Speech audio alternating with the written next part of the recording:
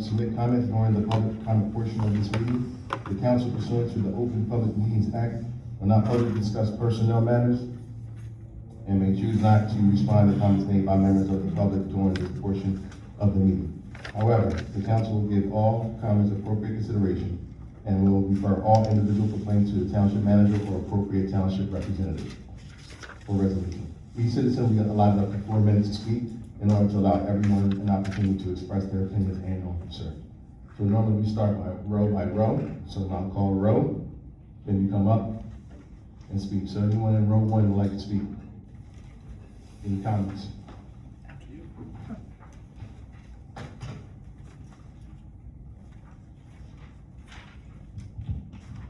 Hello? Oh. My name is Tina Babel. I live on Branch Street here in Mount Holly.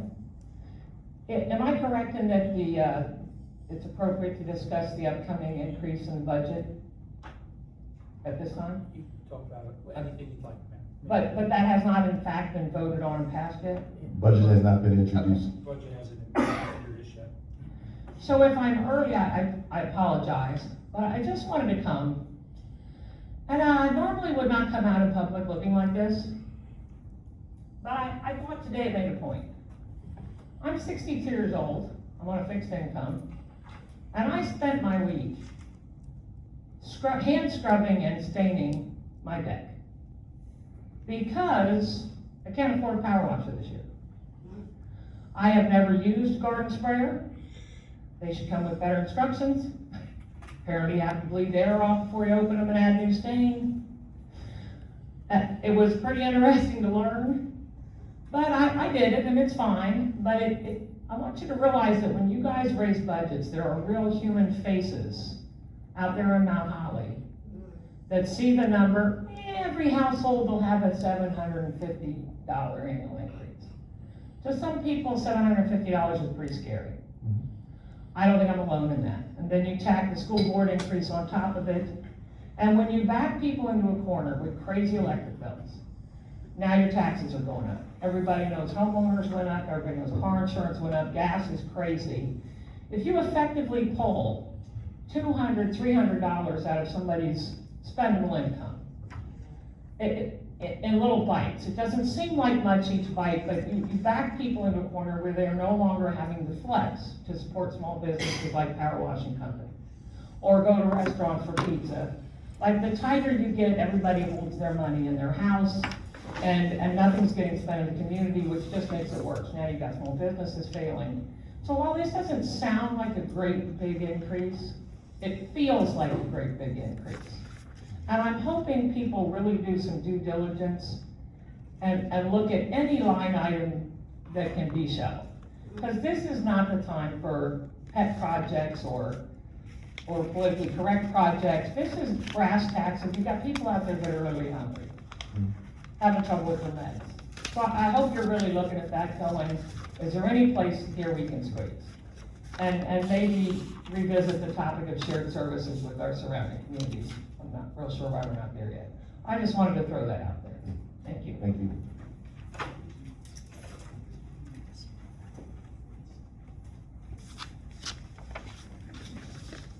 Stoneware, 114 Branch Street, Mount Holly. I'm speaking for the Mount Holly Taxpayers 2026 Budget Watch. We have 33 members as of 4:54 p.m. today in Berlin. I'm here to object to the Open Public Meetings Act. This shouldn't be this difficult. First, the agenda violates OPMA. NJSA 10-4-8D requires an agenda available at least 40 hours before the meeting. The agenda was created on May 19th, 2026 at 12:25 p.m. Exhibit GG. By the way, I just sent all of you the exhibits with the attachments to be entered as record.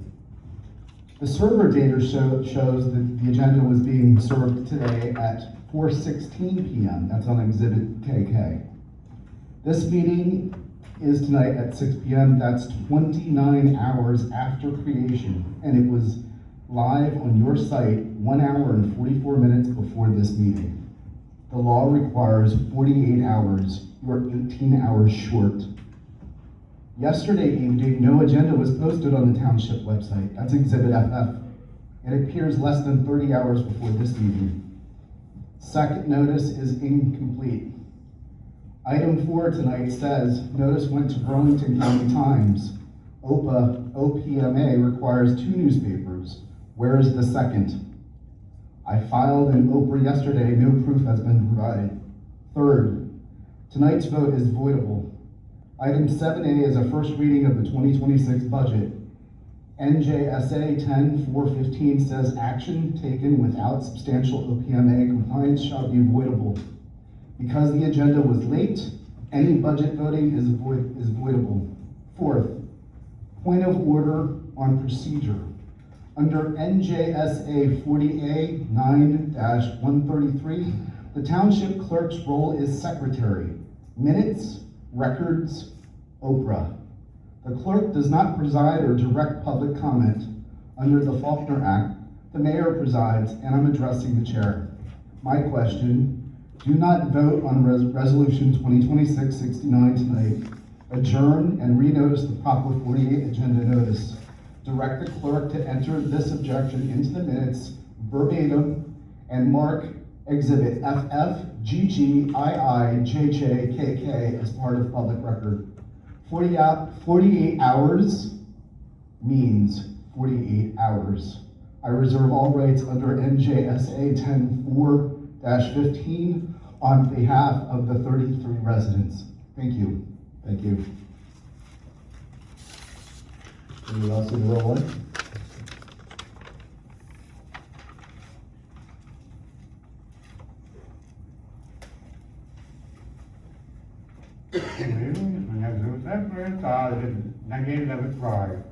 I do have a question of the budget. Could I ask it now or just wait? The budget's not introduced. Oh, no, okay, I have some other questions that other than budget. You can talk about whatever you'd like, Louis. Okay, question is, I would like to thank Kim Burgess and one of the Mount Holly finance police officer.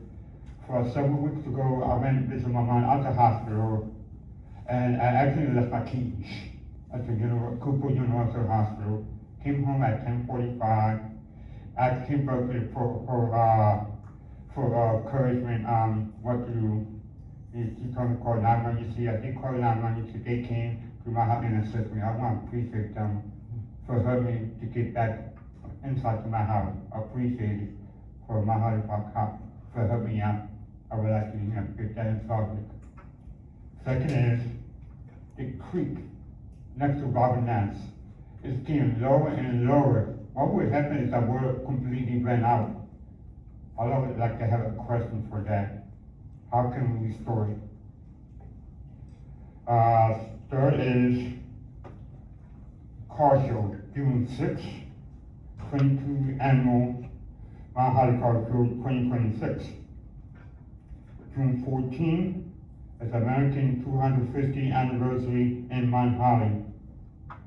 And there's another event, Random Note Due at the train wreck. This Friday at 25 Madison Avenue. And thanks for the picture there of the bike race. It was amazing. I couldn't come up with, under the weather. I like the picture and I like the award you did. And I hope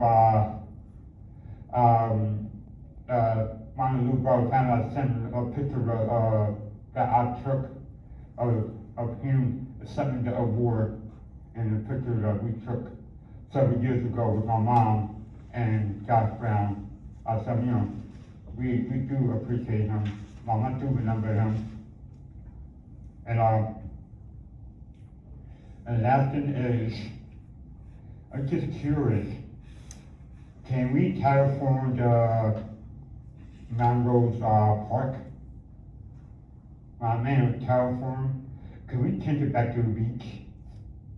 If possible, how many million that will cost?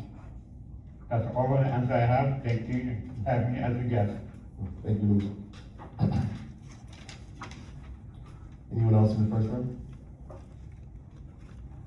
All right, seeing none. Anyone in the second row? Seeing none, anyone in the third row who want to make public comment?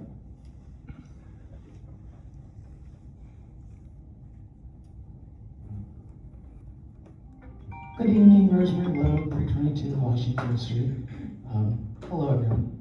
Let me start off by saying my condolences to all of you, and especially Township Manager Brown, for your loss of your colleague and a respected member of our community.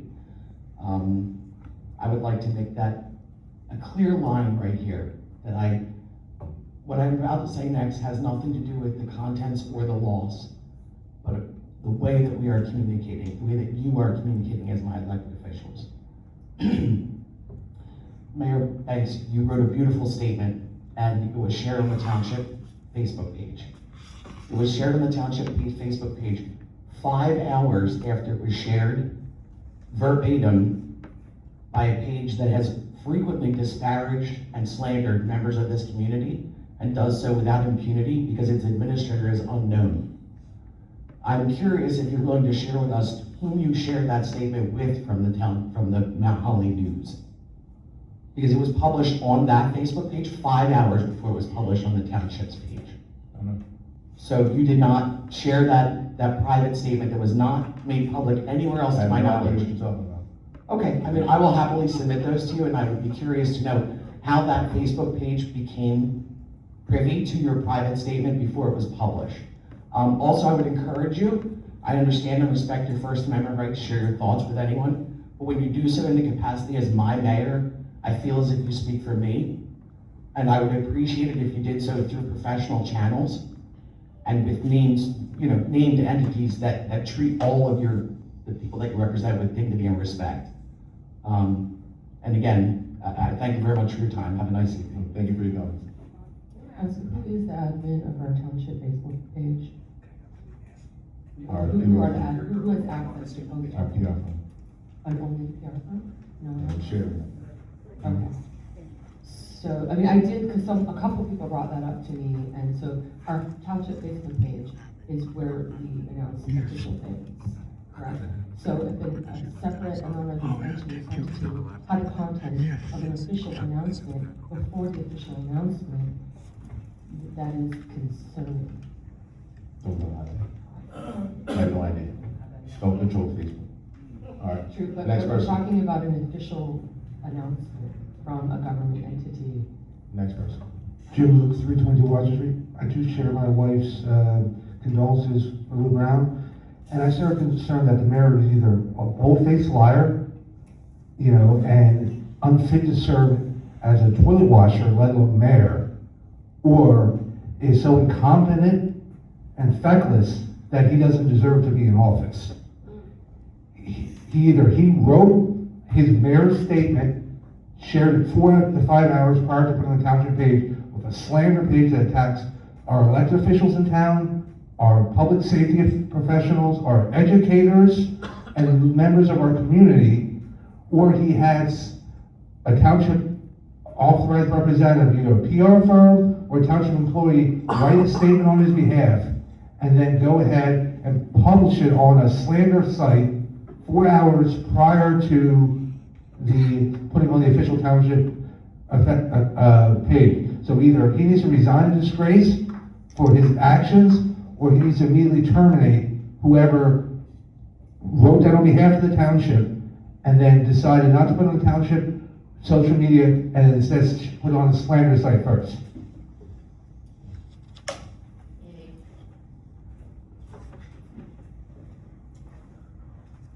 Anyone else?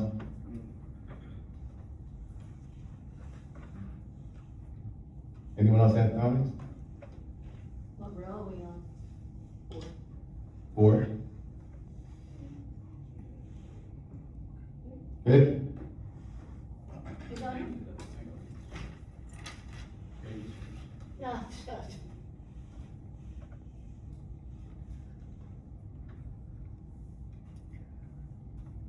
Joyce Scott, 416 Buttonwood Street, Mount Holly. As the first woman who spoke. Between school board and now your budget that you're trying to pass and other things, you have totally forgotten people. who live on Social Security and a very limited income. Yes, I had to scramble to pay my property taxes. I didn't even visit the equity once the whole month so I could pay. If you do this and you tax that much senior citizens, you are going to lose people because we can no longer afford to live here. I cannot afford someone to cut my grass.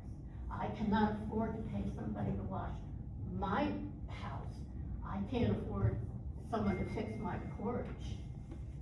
God forbid, I'll probably get cited for that, I've been cited for other dumb things before. Keep in mind, the residents of this town are not all people who work. I worked all my life. Whether I was a widow or anything else, and I've been a widow for quite a while now. And I've been struggling, and I've noticed what my pension, $278.09 a month. First, I used to be able to cash it, just keep it for bread, milk, gas. Now it goes in my checking account to pay my bills. Social Security is not free. It is not free. They give us a what, 2.8? They put up the deductible or the copay, whatever they want to call. They put up the cost of Part B. They put up the cost of their prescriptions. Your senior citizens are suffering. If I didn't grow most of the food that I eat, thank God I like spaghetti sauce. I don't even know. My son from Toledo, you know what his Mother's Day gift to me was? He ordered me Omaha steaks. He gave me food for Mother's Day. Not a gift, food, because he's very concerned about his mother. Keep in mind, I know you have parents. Maybe they have money, maybe you help take care of them. I don't know, but you have people, constituents, residents, people who elected you that you are not paying attention to. We're not a piggy bank and we don't have an endless amount of money. Social Security is finite. And every time they give us a raise, they raise the cost of other things. I was dying when they told me that a $400 a month was my budget payment for gas and electric. I don't even turn my air conditioner on. I didn't turn the heat on in my upstairs bedroom all winter long. I'm willing to sacrifice just so I can afford to live. I doubt that you have to sacrifice like that. I've raised my kids, and my grandkids, and my great-grandkids. I need you to take in consideration the people who live on Social Security in this town, or you're gonna lose a shitload of them, because they will not be able to afford to live here, let alone shop here. They can't do it. Please take that in consideration. Like I said the last time we were here, I've been through, at my age, quite a bit. A couple wars, a few recessions. I remember getting gassed by the number of your license plate. I was a stay-at-home mom at the time, so it was easy. I took everybody's car. But those days are done. The first thing you do is you look internally what you can cut or do without before you put the burden on someone else. We are not an endless bottomless piggy. Thank you. Right, thank you. Anyone else in that room?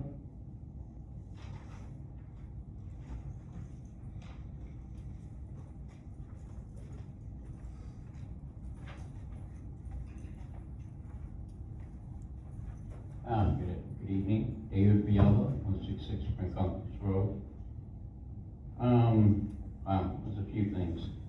One of the concerns I have is, I know the town owns, because I did a title search on Garden Street, the garden housing. There's a lot of lots there that are owned by the town, or at least according to the title, and there's other developers who own that, so it would be interesting to get an update on that. I'd like to know, where do we stand? How come we're not being reported on where the bank stands and the progress it's made? We should be keeping an update month to month on that. That'd be great. Someone mentioned here Mount Holly Reporter. I checked with a few lawyers and some legalese, and they say that it should be interpreted as misleading, misguiding, and there could be a lawsuit in that. I would hate the town to experience that, because it's representing the town. You know, it's just a matter of a citizen coming up and, filing that lawsuit or filing that complaint. So, beware. I have made several Oprah requests, haven't received them.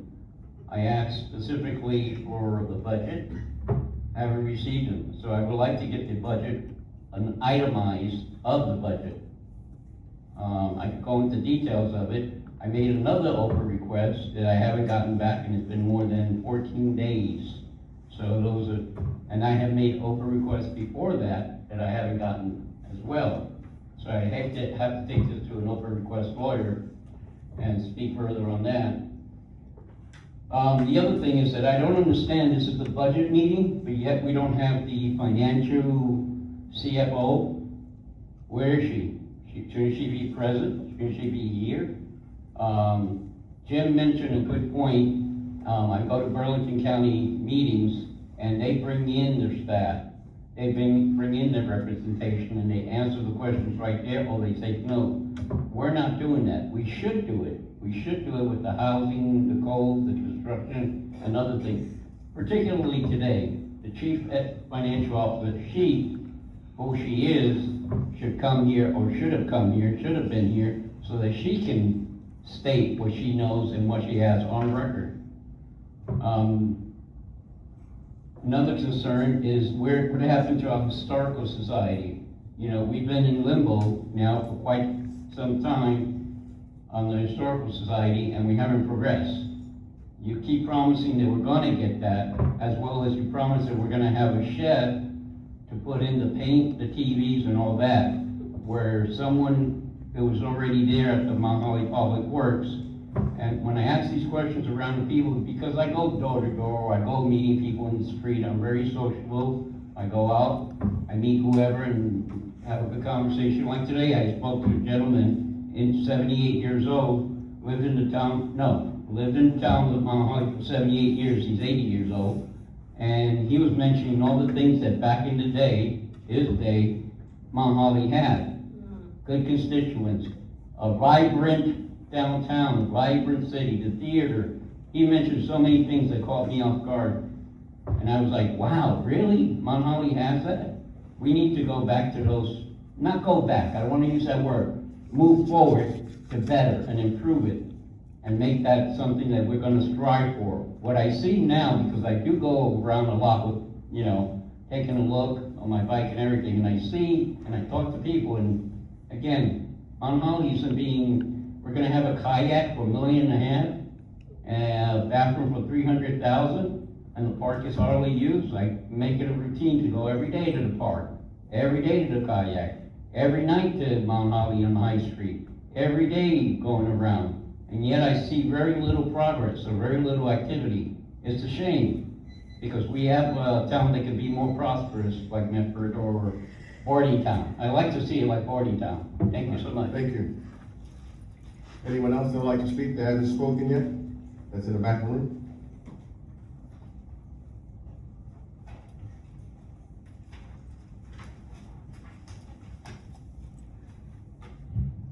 Hi, Amber Kovacs, 100 Madison Avenue. My first question is just, if this year, once the first reading of the budget is passed, at least typically in years past, we've had to email Sherry each individually to receive a PDF. Could it be posted on the township website?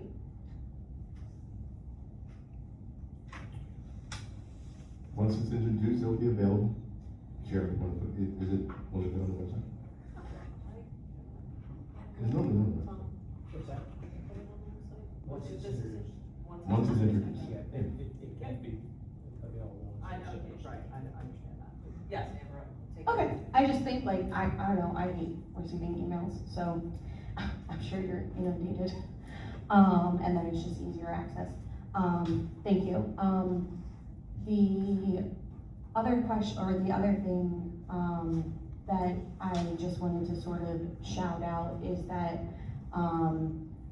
in District 7, New Jersey District 7, we're District 8, but District 7 State Senator Troy Singleton, he has introduced a bill supporting that portions of pilots be allocated to school budgets since they are not. So I just wanted to kind of like shout that out and hope that that makes some progress. Just as a private citizen, seeing how that affects both of our districts. And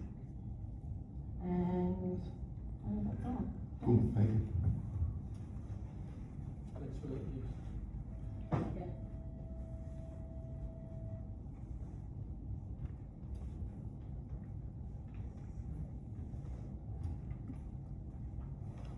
Jenna Champion, 3 Birch Avenue. I see the bob and weave has actually gotten people to not show up. The only reason I'm here is, I know you're not gonna like pass anything tonight, and you probably won't even vote on it until you have a clear majority. Unfortunately, at the moment, you don't. Sorry for your loss, Josh. And nothing any of us say, pleading, begging, crying is going to make any difference to what is going to happen, because it's already been decided for us, and most likely not even by you. However, I am a very big believer of removing plausible deniability for future evidence. My daughter, which everybody has pretty much watched grow up, and she has learned all the great things about politics. I taught her last year, when she turned 10, she wanted to go on a trip for her birthday. We sat down and did a budget. She doesn't understand what she did, but we did it because she needed to learn how to do it. A budget is you take what you have and then you divvy it up. If you do it the other way, it's called a vision board, a dream board, where you put pie in the sky and then you actually try to fill the holes by wishful thinking or on the backs of others. I looked up some facts, and Mount Holly, it says, faces a notable housing burden where nearly 48% of renters and 30% of homeowners in the broader Burlington County region spend more than 30% of their income on housing.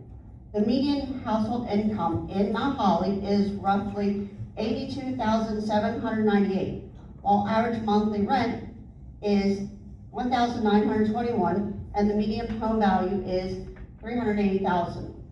It says a housing cost burdens household as defined as paying more than 30% of its gross income on housing costs, including rent, mortgages, utility, and taxes. Average rent in Mount Holly sits at about $1,900 per month, which is slightly higher than the national average. Renters earning below the median income are disproportionately affected and often face severe burdens, paying over 50% of their income on rent. What you need to earn. According to general personal finance guidelines, housing expenses should not exceed 30% of your gross monthly income. To comfortably rent a house of $1,921, a household would need to earn about $6,400 per month, or roughly $76,800 a month.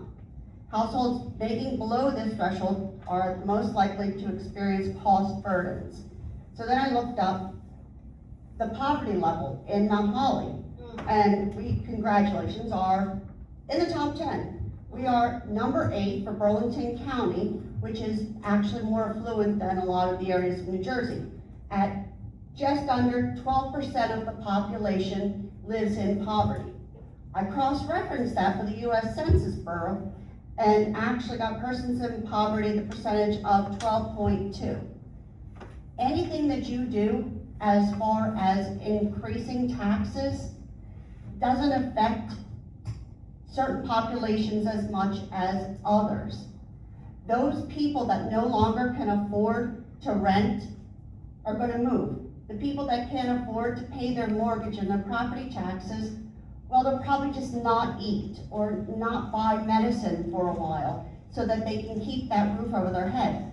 But eventually when they do leave, it's not going to be people from Medford that come in and go, oh look, it's so much cheaper, we could just live here, nice walkable community.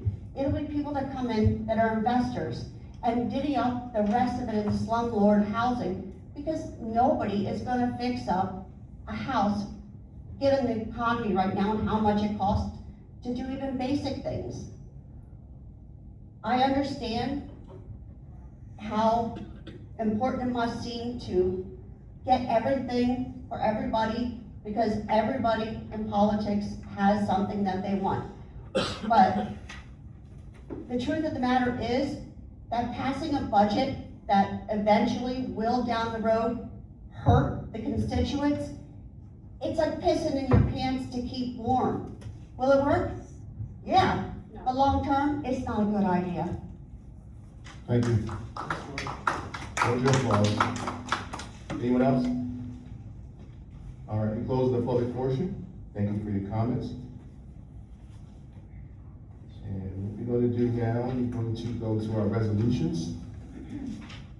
We're just going to flip the resolutions right now. We're going to do resolution number 2026-70 first, before we do 2026-69. Point of order, number 6 is discussion of the budget. We'll get there. Okay. So, we, just hold on. All right, so we're going to do resolutions 2026-70. Resolution consenting to the execution of an amendment to the 2025 housing element and fair share plan consistent with the consent order dated February 13, 2025 in connection with the Affordable Housing Dispute Resolution Program. So, we have a first. We have a second? I'll second. We have a second. Roll. Yeah, second. It's okay, you guys, one voice, you guys understand? No, sorry. All right, so we have Burgess as a second. Yes. Roll call, please. Ms. Astor? Yes. Ms. Burgess? Yes. Mr. DeFalco? Yes. Mr. Banks? Yes. Thank you very much.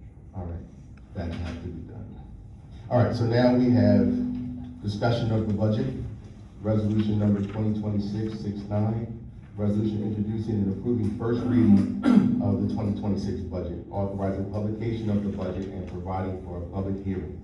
So all questions about the budget, like I said, the budget hasn't been introduced. There'll be, all those questions will be at the public hearing, which will be the next meeting in June.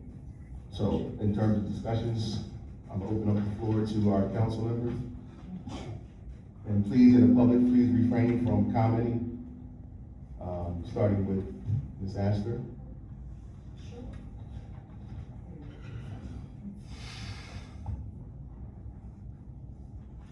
So I have a lot of comments and perhaps also questions. One, I think in the future, like other towns, we really should get the budget going in January so we don't have this urgency. Let's see. Okay, now I did meet with our township manager, Mr. Brown. Thank you for meeting me Monday to go over some questions. So first, and this was something, with sheet 9 and sheet 9I. The copy that we had previously is slightly different than the copy that you gave me Monday morning, because there was a change. Originally, there was no grant money allocated, on sheet 9, but there were a few different grants that you said did come in. So they total, $104,575. So would that not allow us to bring things down $104,575? No, those grants, it should total. Well, there's a difference. There's a total, the first copy had $137,673. The second copy that I received Monday had a total of $242,248 grant. So the difference is $104,575. So that is $104,575. Grants in the budget are offset on both sides, so you'll see it on the revenue side and you'll see it on the appropriation side, so it's basically zero, it's not increasing or decreasing anything. So originally we had 137,000 in grants, and then you updated it to 242. Correct. But the amount of extra taxation we want to do has not changed. It's not changing at all. It Because hits of both the sides. equal cost associated with that income. Yeah. Okay.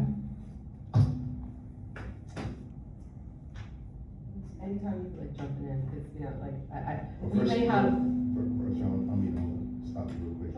Josh, do you wanna give an overview of everything that's in the budget right now? So everyone's on the same page. The budget is 13,100,000. Real quick, Kim, Sorry. you can turn off because it doesn't hear. Yep. Is that, the budget for 2026 is 13,100,000. The township's 2025 budget ended in $15 million, and the township reserved about 450,000, which is about 3%. This year's budget has an increase in revenue of around 400,000, $365,000 increase in general revenue, and about $34,000 increase in local revenue. The township has received $242,000 in grants so far. Last year, the township received around $3.5 million in grants. The township budget anticipates around $1 million in additional expenses. This is broken down into two categories. Inside the cap, which is something that we have to manage, it's around $750,000 increase, of which $475,000 is attributed to salary and wages. $365,000 of that is a number that's directly related to the new police contracts.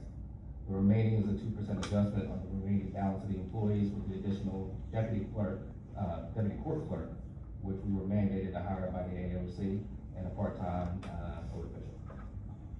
There is $280,000 increase to other expenses. $100,000 of that is for healthcare inside the cap. A $50,000 increase in the clerk's line item. A $25,000 increase in the historic line item. $15,000 increase in vehicle maintenance. $70,000 increase in utilities, and a $15,000 increase in landfill expenses. The other thing is the outside the cap number. The outside the cap number increased by $290,000, and that's solely attributed to the healthcare benefits, the state healthcare benefits, which increased 30% through the state, so we really had no control of that. So in general, our healthcare has increased $390,000, $400,000, so that's a large portion of what you're seeing. In conclusion, the township received about $400,000 in additional revenue.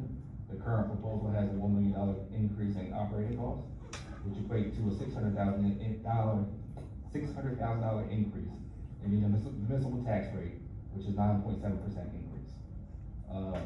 The average household, the average assessed household of $171,000 will receive an increase of $161. The township is using $825,000 in surplus and has around $1.1 million remaining. Last question for me. You wanna explain cap and over the cap? Just so you understand. There's inside the cap number and there's the outside the cap number. Inside the cap number is kind of like salaries and expenses, and the state mandates that you stay within a certain level. So that'll be seen on the page, it's like earlier on the page, it's like 3 or something like that. So we have to maintain a certain number there. Outside the cap, which the state has allowed because they've seen, you know, certain increases in cost in sanitation and healthcare and other issues, they allow you to increase it outside the cap, knowing that you won't be able to stay within the 2%. So they allow you to do that, but obviously it doesn't help you with tax increases or everything so far. Everything's, okay. All right, Sarah, you wanna continue?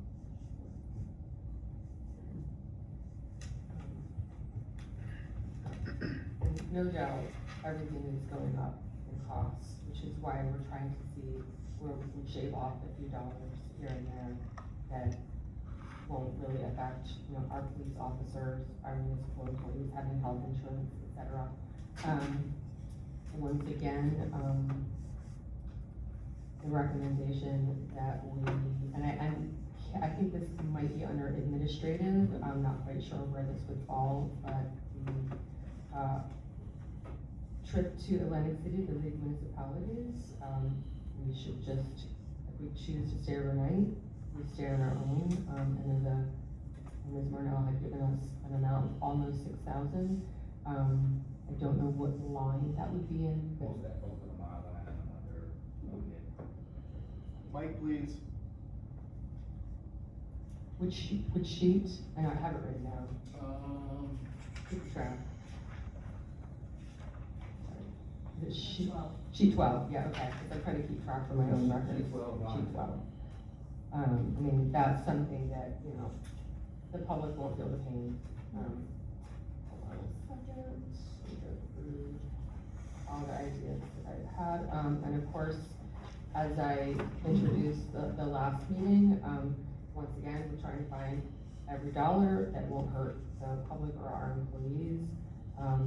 The council salary ordinance that I asked to be introduced last meeting would save, a couple $1,000s here and there, and I think all of us would be happily willing to give that up. Where are we on that? Were we gonna have that on today's meeting to vote on? Yeah, that's not on the agenda to vote. So there's no desire to forego our $4,500 a year? Choose to forego, that's your personal decision. I think as far as budgeting, it has to be zero, just not taking it and donating is not. I think those numbers were provided to you By the town manager. Those numbers are, I'm pretty sure, in terms of, you already been paid already this year too as well.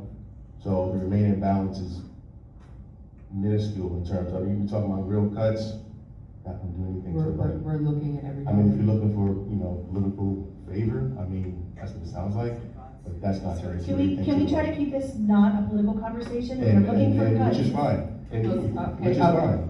Like I Point said, of which is order, fine. point of order, I have the floor, so I But I mean, that is your choice if you choose to.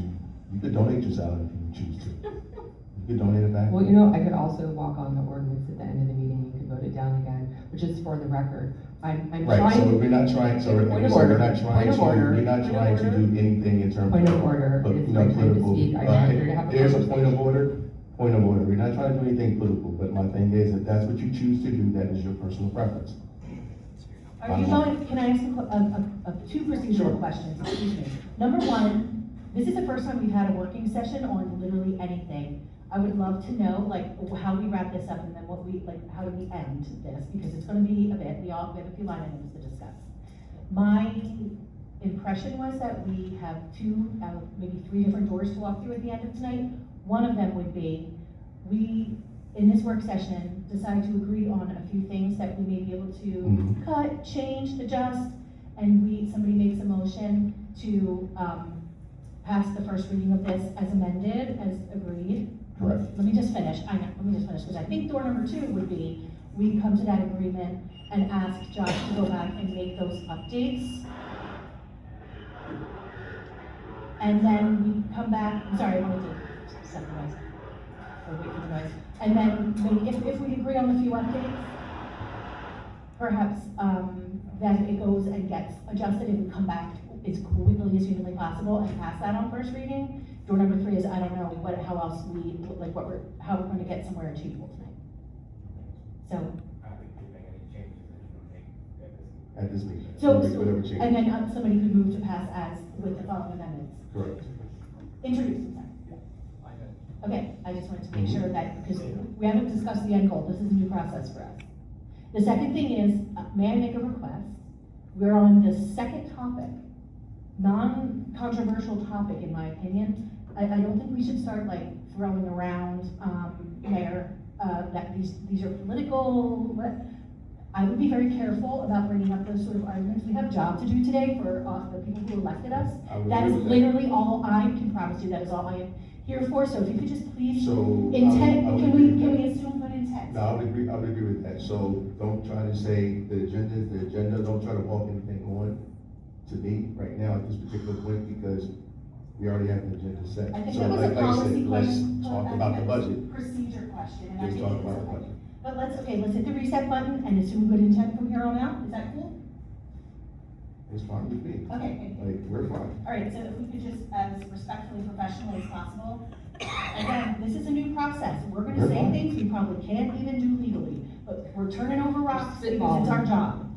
Thanks. Thank you. And once again, we spent hours, I also, Mr. Brown very graciously met with me because, everyone's being squeezed.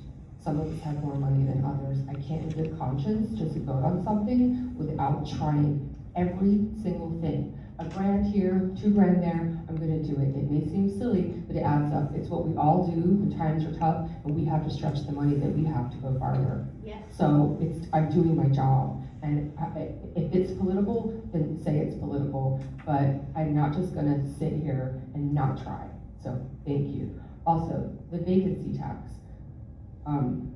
Township Manager, Mr. Brown, did you manage to find the ordinance of the vacancy tax that we have and what we're currently charging? I did, and I found, and I think it was like a total, like you had to get 750, so I think it was 300, 500, 750. Okay, and correct me if I'm wrong, because I had some time today and I did find in E-Code 360, 2013-4, it's ordinance 2022-4, so you must have updated it recently, that we currently charge initial registration of $250, 75 is a business in a historic district, and then the renewal fee, it says no more than 500 if there is a code violation.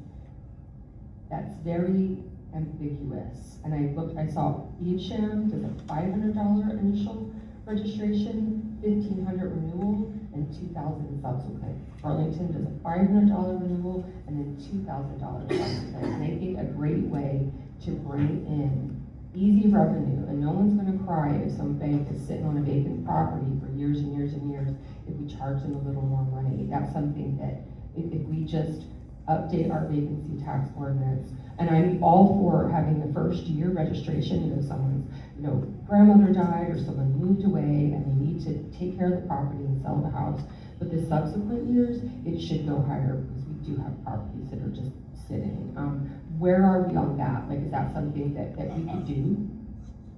It's something that can be discussed in the future, but I'll ask that we discuss in executive session because there's potential litigation.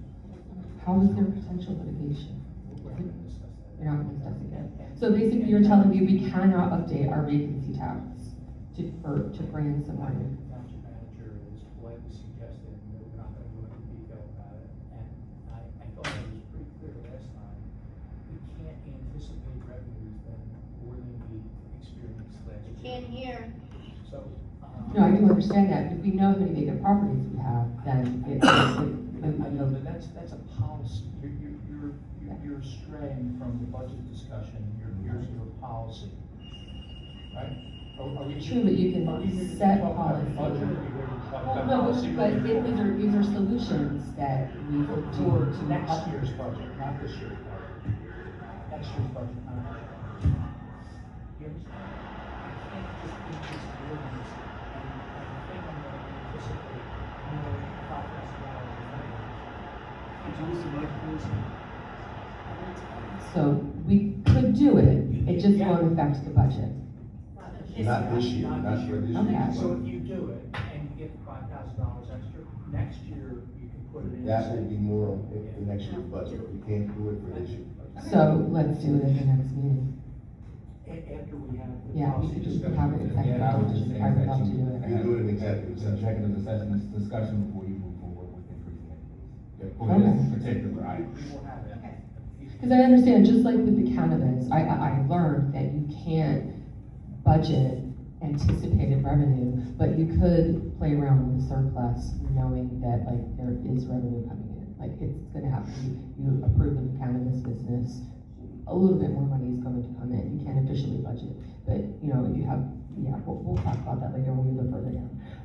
Secondly, I understand that there was a bid out for a new PR firm. Did we either renew the contract or hire someone?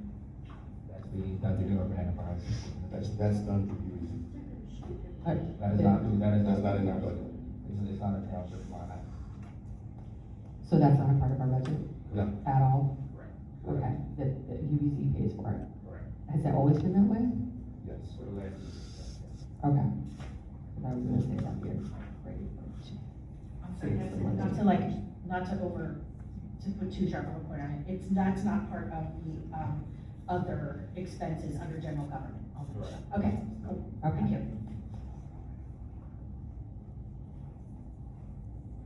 All right, hold on a second.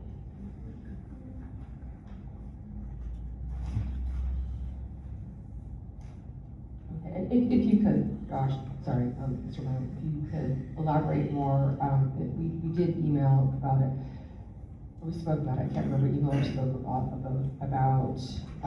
not being able to anticipate, or I'm sorry, you can't budget anticipated revenue from the new cannabis business, but like we know that there's going to be something coming in that we can adjust the surplus, because we have, sorry.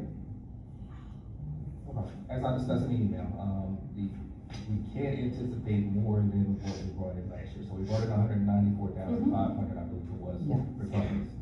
So that's what we can budget for this year. We already collected $187,000, but there's no kind of way for us, because it's new, to quantify how much we're going to be bringing in moving forward. So I can't ask our CFO to, sign a letter saying, oh, I'm gonna bring in $100,000, when we don't know if they're gonna pay us, if they're gonna stay in business, if, the market changes. What we can do is that if you have $825,000 in surplus, and you can anticipate 50,000, 100,000, how much ever you think cannabis is gonna bring in, my suggestion would be to increase the surplus to $875,000, and then take that, and that helps reduce your tax rate. Yeah, that's kind of where I was going with that. So just a quick question on that, just from a mathematical, common sense question. So the discussion is that we get X amount of dollars on an annual basis as of right now for the cannabis tax.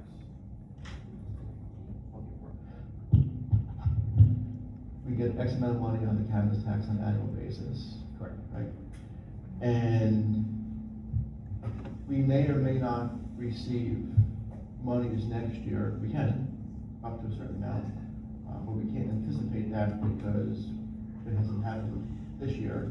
We don't see it, so we can't assume, like you said, market rates, all of a sudden, it's not wanted, it goes down, et cetera, right? So that would change the forecasted amount. We receive 2%, so no matter what it says, sales are, so it's depending on the sales of the cannabis. Right, so the sales go down, and they can be reduced. I guess the point that I'm making is if we decided to take additional money out of surplus, which in my opinion should be used for a rainy day, what if a truck breaks down and did X, Y, and Z, and use it to buffer the what if we may get more sales in town to give us revenue, and if the revenue is not there, then we just need surplus to pay for other things that's not gonna be there anymore on a rainy day. Is that correct? I believe it's a policy decision. And so if what did we say, Josh? We anticipated how much this year? We brought in $187,000, most of it is from the individual that wasn't paying us for 2 years. Right, So he right, so caught up. collected a large chunk change, so that's where we're at. I can only tell you where we're at. Right, but so in theory, say we collected $200,000 in the year 2025, at the end of the year when we're budgeting for 2026, when we're budgeting for 2027, we could arguably say, if we feel good about it and it makes sense with the businesses we have, we could actually bump that up then to 200 because we've got it historical. So if we collected, For 27, yeah. if we collected $400,000 this year, we could budget $400,000. Right, but you gotta have a historical in there. You just have to have, you can't go above, you go up to that point. Understood, okay, makes The sense. money that came in this year, and then someone caught up not paying, was that all funds that were due this year, or funds that were due in prior years? So we can't even historically use that as, I mean, you can say that that's revenue for this year, but technically it's revenue for last year and this year, so we're already short. It's not, it's But already. we approved additional businesses this year, so, to offset some of that. Right. Okay. If I said that the CFO, I can't ask her to certify funds that included in her budget. Mhm. This would have to be a decision on your part on whether you want to take that chance. So for example, we could amend the budget to increase $100,000 in the surplus, knowing that we are softly anticipating that our increase in cannabis would offset that. If you as a board feel comfortable. Yes, as a board, like that's a bad, not a bad, that's a bad, You word, but you know, Yeah. What was the cannabis revenue in 2024? I have it written down somewhere and I'm not finding it. 130,000. Okay, so 130,000 and then 194,500. Okay. And now we're up to 187,000 for this. But is Already. 130,000 from the year prior Like the money because we didn't get paid for. We didn't get You paid. didn't pay, so that's the important. That's why it's lower.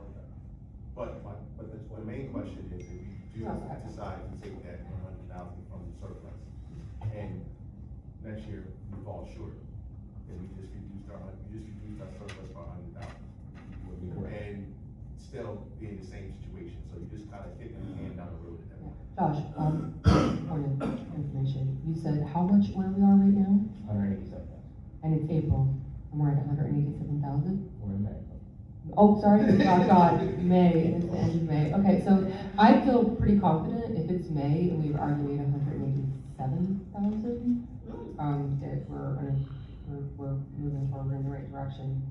As far as cannabis revenue goes, we're not even in June yet, but almost. I mean, it's five months total, 187,000. I could do quick math, although every month may be different, but I feel comfortable. Just, Yeah. if you remember me for a second, of the $184,000 that came in this year through May, how much was it from arrears from the prior year? About 140,000. Okay, Okay. so from your analysis, Tara, between now and May, you're going to see about 40,000 this year's after revenue. I think the number, when I ran the report, was somewhere around. So we haven't made 187. Yeah, but it's 140 that we would have made the last 2 years, and if you take up to May now, plus 190, plus 160, that's a pretty good average. Even though it was from the past, if you, I mean, you know what I'm saying? You said it's 140,000 was from 2025 to 2026. Well, if you tack that on, we made a pretty nice chunk change in 2024 and 20, or would have if they had been paying. So the fact that 140 out of 187,000 was arrears, we would have been getting an average of an extra $60,000 in 2025 and 2024. So I feel pretty comfortable bumping up that a little bit. Just saying. Okay, well, I'm just gonna track, just so you guys know, I'm just gonna track like some of the things that we might want to agree on at the end of this, so we can, okay. So we'll just put a marker on that for now. All right, what's next? I'm sorry, I'm looking, no. You want me to jump in? Sure. Is it okay if I do? Yeah. Okay, I don't know if you wanna do it like that, okay. I'll let everybody So, get a chance. next topic, housing inspection. A point of order, I may still have a few things, once I find them, may I have them? Sure, we'll come Oh, back. I'm not saying, yeah, I'm not saying you're done, I'm just, No, right, you're right. No, we'll come back to you. We can all, This is this is a open meeting. forum. This is open Oh, forum, okay, so we- all right. So let's Burgess. Fantastic, so next thing, housing inspection fees, which I believe is on sheet 4. I wanted to actually ask a question, not necessarily suggest a change at first. It looks like,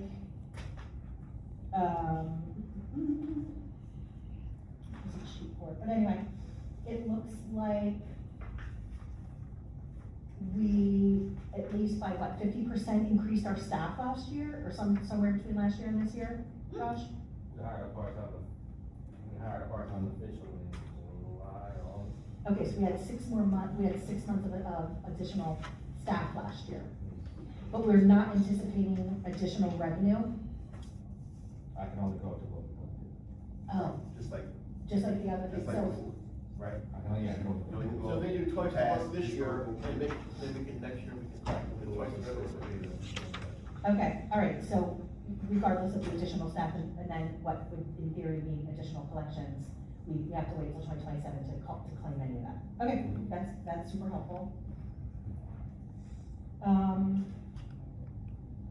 Again, and right now we're not, the beginning of this conversation is all really kind of about like, I know I'm not using the right terms, but more of like additional revenues we may be able to claim. But we do have things that are on the savings side, which are probably a little more realistic. But the last thing I have to talk about as far as additional revenues is the properties that we own that we're sitting on. As far as, let's see, sheet 10, the value of, was it $600 and some thousand worth of properties that we currently own as a township? I'm sorry, what are you talking about? The, Buildings that we own in the township. the properties that we own. They're not on. So, well, no, they're not in the budget, but they are assets. is this something that we could liquidate in this year and generate cash from the properties that we own, that we are just basically sitting on and taking or not taking care of? The properties that you. I don't have a list of the properties, I know that you have one, and we could look at them, but would it be possible to budget revenue on putting, and this is probably not, because we didn't, again, this is like a year-over-year situation, but in reality, in balancing the budget at the end of the year, are there properties that we would be able to put up for sale, or push to sale more quickly? If you wanted to implement it in the budget, you would have to have a signed agreement, and you would have to be able to present something to the state saying that we're going to receive, that we want to receive this amount of Okay. money, like something guaranteed. Yep. If not, then you can sell the property and then it would go in miscellaneous revenue. Yep. And that would be added to your surplus. For next year, yep, okay, got it, so that's not something, again, we can stake a claim on as far as revenue today. Okay, great, so that's, I mean, selling those properties can be a discussion for another day. Fantastic, so covered and covered. If you wanna keep going. Okay. Can I ask a question then, you talked a little bit about page 12, in the general government administrative and executive line item. It looks like we've got for 2026 about $892,000 in other expenses. Are you able to give us broad stroke? It doesn't have to be every staple and every pencil, but like just some buckets as far as what is that other? There's actually a significant amount of others. As I flip through, it could be a part of my own, lack of understanding of what could be in there, but I would just like to get clarity. In that particular line item, there is 41K for a grant writer, 50K for a computer contract, 90K for storage and files, that's Iron Mountain, 20K for postage, and then the 40K is basically the remaining. It's kind of like a catch-all for, if they don't know which exact category to put it in, they just throw it in line, because it's easier for budgeting. I've only spent $1,000 on the ink, so. All right, good job. We'll get you some coupons. There you go, so, Like when I have to order flowers for things and stuff like that. Yeah, but I think there's. or anything that would fall under what council. Oh, you have your own. We'll get to yours. We'll get to yours. That comes out of. Oh, 'cause you have one too. Flowers comes out of his, not mine. Okay, gotcha. He's got the flower budget. So my question then, is to you, Township Manager Brown, in your, scouring through past expenses and what you have used to build this $241-ish thousand, are there rocks we can turn over and find some savings within that number? I mean, if you're asking me to cut something, I can cut it, but I mean, 200, like I said, 200,000 of it is contractual that, you guys signed, I mean, you guys put the grant writer, contract. Yeah. The storage files, I have no control over, postage, I really have no control over. Mhm. Sometimes it just send us things, I mean, is there 1,000 here, 1,000 there, sure. Yeah, I just wanted to make sure, because I haven't had a chance to talk to you directly about it, unfortunately, but I just want to feel confident that we have gone through it with, a sharp pencil, and if there's anything that we're kind of used to doing, if we're asking all of us taxpayers, all of the taxpayers to be sharing the burden, I want to make sure that we're looking maybe in places that we haven't before, because we haven't needed to. But just a thought, and I'm going to ask you this again, another line item. So same thing then, when we get to the municipal clerk, $103,500 of other, again, I'm not saying it's anything wasteful, but can I get an understanding of what it is, and then again, are there anywhere in there that you would recommend, with your level of expertise in this type of thing, that there might be places that we're able to cut? I mean, it's pretty straightforward, hers, I mean, elections and the copier lease, we looked it up for last year, we spent about 33K on our budget, and then the other 70K is around elections, so.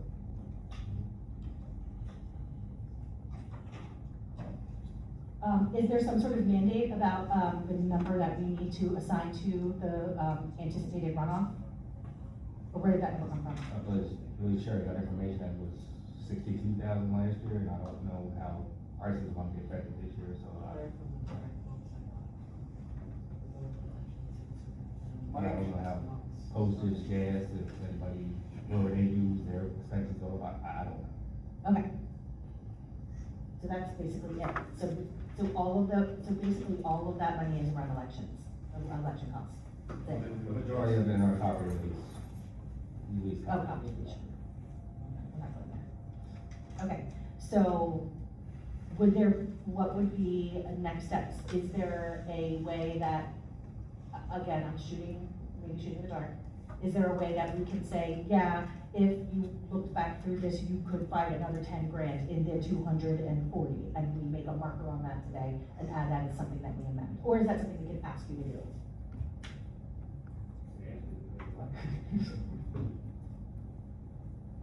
What do you guys think as far as like, again, going through the due diligence of trying to find some savings here? So, I do think we need to find some savings, but I think as a municipality, we have a much larger issue at hand, which is, we're talking about the budget because, one, we should, but two, we have increases this year, and the increases come from things you really don't have too much control over, like the cost to insure the employees, right, their health and wellness benefits. The state on a year-to-year basis have been going up 20 to 30%, and we as taxpayers, myself at home, it's going up every single year, because that's just the way that it is. And obviously we have obligated police contracts, steps that kick in, and salaries go up. And we're here pretty much looking at a budget and discussing how we can cut back dollars. Nothing's changed from technically last year except for all these increases. So what we're trying to do is see basically how we can reduce money from these forced increases that are there. I don't think next year these increases are gonna go away. I actually have a very scary theory that insurance is gonna go up even more next year. And we'll be back at the table saying, well, this year was $400,000, next year it might be $800,000. And at some point, there's nothing else left to cut at all when it comes to those mandatory expenses. Unless, difficult conversations are had with, other things like, health insurance, et cetera, that's offered to the township, type of stuff. That's a whole different avenue and nothing we can really talk about right now. From a fiscally responsible part, from my side, I love doing these things, like throwing fireworks and going to car shows and all the stuff that we do for a township, for our community. I enjoy it. And that's one of the reasons why I moved to town. One of the reasons why I continue to volunteer to do all these special events. But if we're gonna sit at this table and discuss being fiscally responsible, and there are individuals and seniors in the township that can't put food on the table or are struggling on a day-to-day basis, I don't know how with a straight face I can say we can spend money on overtime for police to continue to support at no cost all these events that have them happen. Most of all the events are done for sponsorships and whatnot for things like fireworks or things like car shows, but like there's real, what I'll call soft costs associated with every one of these events that we have, every single event. May I ask, Rich, actually, because that was what I'm not even gonna try to find it. I know it was a topic that Kim and I found, and maybe you can find the exact sheet. I know with some events, like Fire and Ice, that's sponsored by Neil Ray's, that's a nonprofit. The car show is sponsored by Chemont Poly. July 4th, is that done by the township? Did the taxpayers pay for the Taxpayers pay for every one of those events. Yeah, every one of those events. Look at the sponsor by Main Street, they may get their food vendors and their tents and whatnot, and get sponsors to bring their acts in. But the police are paid X amount of dollars. Yeah, to do their- understood. But do the residents pay for the fireworks? Because that was one of the charges, like maybe you could have a few less pops of fireworks. Is that whole? So typically when we do events, when everyone wants to submit an event to be done in town, we have some great events, but traditionally, we would also assume the cost to cover the police as our contribution back to those events. Now, since we're looking at this line by line and trying to figure out how can we soften the blow, or how can we make it a little less, a little more appealing, I guess? Or not appealing, It's just, more, softer landing. yeah, softer landing, right? So, out of all the events we do, Fire and Ice, the St. Patrick's Day Parade, fireworks, the car show, the tree lighting, those soft costs. Which one of the, I'm sorry. Soft cost that comes with that, with all the police companies, right? The 5K races, right? All of the soft costs that come with that. We assume that because that's our contribution when these individuals or organizations want to come and have an event in our town, right? Because it benefits everybody. Now, this is on the table to see if we can continue to do that or have those organizations fit that bill. Yeah. You see what I'm saying? That's discussion, that's real discussion right now. Moving forward, do we have these organizations cover those costs? Point of information, is the 27,500 for celebration of public events, is that specifically for the police officers? Is that what that I'm not is? sure. Sheet 17, 'cause that was one of the things, like, oh, like, is that like just the fireworks, or is that the police officers for all the events? Because the one thing too, like, the 4th of July and the tree lighting, those are township events, correct? Those aren't nonprofit, they're not Main Street or Mill Race. 4th of July. They're township events, correct? And it's like the car show is Main Street, Fire and Ice is Mill Race, the St. Patrick's Day Parade is the St. Patrick's Day Parade. So July 4th and the Christmas tree lighting is us. Do we charge vendor fees for those events? That we could make money doing that, aren't we supposed to? We get sponsor dollars to cover for the costs. No, not for the cost, like all the food The truck cost. vendors, like, do we make money off of that? Or do we make money? May get less vendors. So we don't charge a vendor fee, because I thought we had a vendor fee. We do, but in order to attract the amount of vendors that come to the Okay. event, was popular, we let them come and then they still develop a require for them to be inspected for the confiscate and stuff, so they're full legit and safe. But in order to have a good presence of food vendors for all those that come specifically for the 4th of July, in the past many years, they can come and do their thing. But do we never charge vendor fees to anyone? Is that a standard? I'm just trying to see like where we can make money, but also don't want to hurt, like all the other events in town. Do we have no vendor I'm not fees saying you can't whatsoever? charge vendors on the table. I'm saying in Okay. order to. No, but it's a question, do we not charge a vendor fee in Mount Holly to anyone, ever? No, so, okay, so we set a new precedent, okay, because I thought we did, and that's what like, and understanding which event is paid for by us. Vendor fees are charged to food vendors when they come. Okay, For the 4th of July specific event, okay, we waive those. We don't Just charge for them 4th of to July. make sure those food vendors come. but other events we do charge the food vendors a vendor fee, why do we not charge the vendors on the 4th of July? I think I just said it 3 times. It's a huge event, I mean, It is, but we could have maybe half the vendors there or a third of the vendors there. It's really what it comes down to. Because we are competing with many other things. Because at the end of the day, never depicting an actual event and how it's budget, how I got. yeah, we're nickel and diming everything, we're trying, and also, but. Karen, hold on one second. Yeah. I already sat here and discussed, I'm open, I like doing these things. I'm ready right now to go cut all the damn events across town.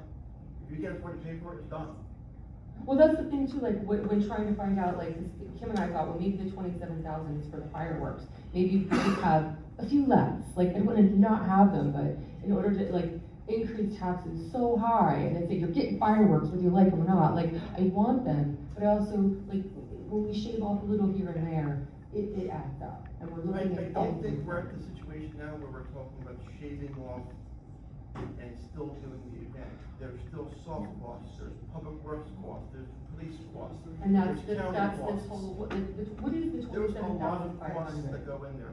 I don't know what your breakdown is, what you're looking at. Well, sheet 17, it says It's celebration of it's the public budget, events. it's the detailed budget we're looking at, Rich. Sheet Do 17. you have the budget?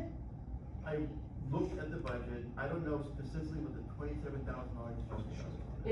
It's celebration of public events. 27,500 is for any event in the body Is Specifically, that covering the, like, the police fees? No, Or is it just the The celebration? celebration. The So, police fees a whole separate line, What do item the in the people police line. of Mount Holly get for that $27,000? Is that the fireworks? Partially specifically? fireworks, partially setting up anything at the Christmas tree lighting, any kind of vendors or whatever they pay for, that's offset by whatever donations we receive. And those two celebrations are ours, they're not another nonprofit, Mount Holly, correct? They're the only two, like, just Township, right, then there's a mix of other ones. And then there's a whole bunch of other ones Yep. that we still assume Absorb. cost. Yeah, It's not through that line item, it's through the police line. Yeah, or. okay, Right. alright. And Tara, I want to Yes. go back 45 minutes ago. I want you to be mindful you say a little less fireworks, like we're 2 months from the 4th of July, roughly. I don't know if you're Less going to than be able to pull that contract and just. Well, Tom, what I can say is, as it pertains to any of the events that I've been planning, I've signed absolutely 0 contracts for the township. And at this point, talking with the budget, I would be open to, at this point, to saying, it's not happening this year. Are you the event planner? For the fireworks and the Tristan. Okay, I was aware, I knew you were, but I didn't know you were still doing that. So you single-handedly handle all the events and the finances, so you probably get very intimate understanding of all the costs.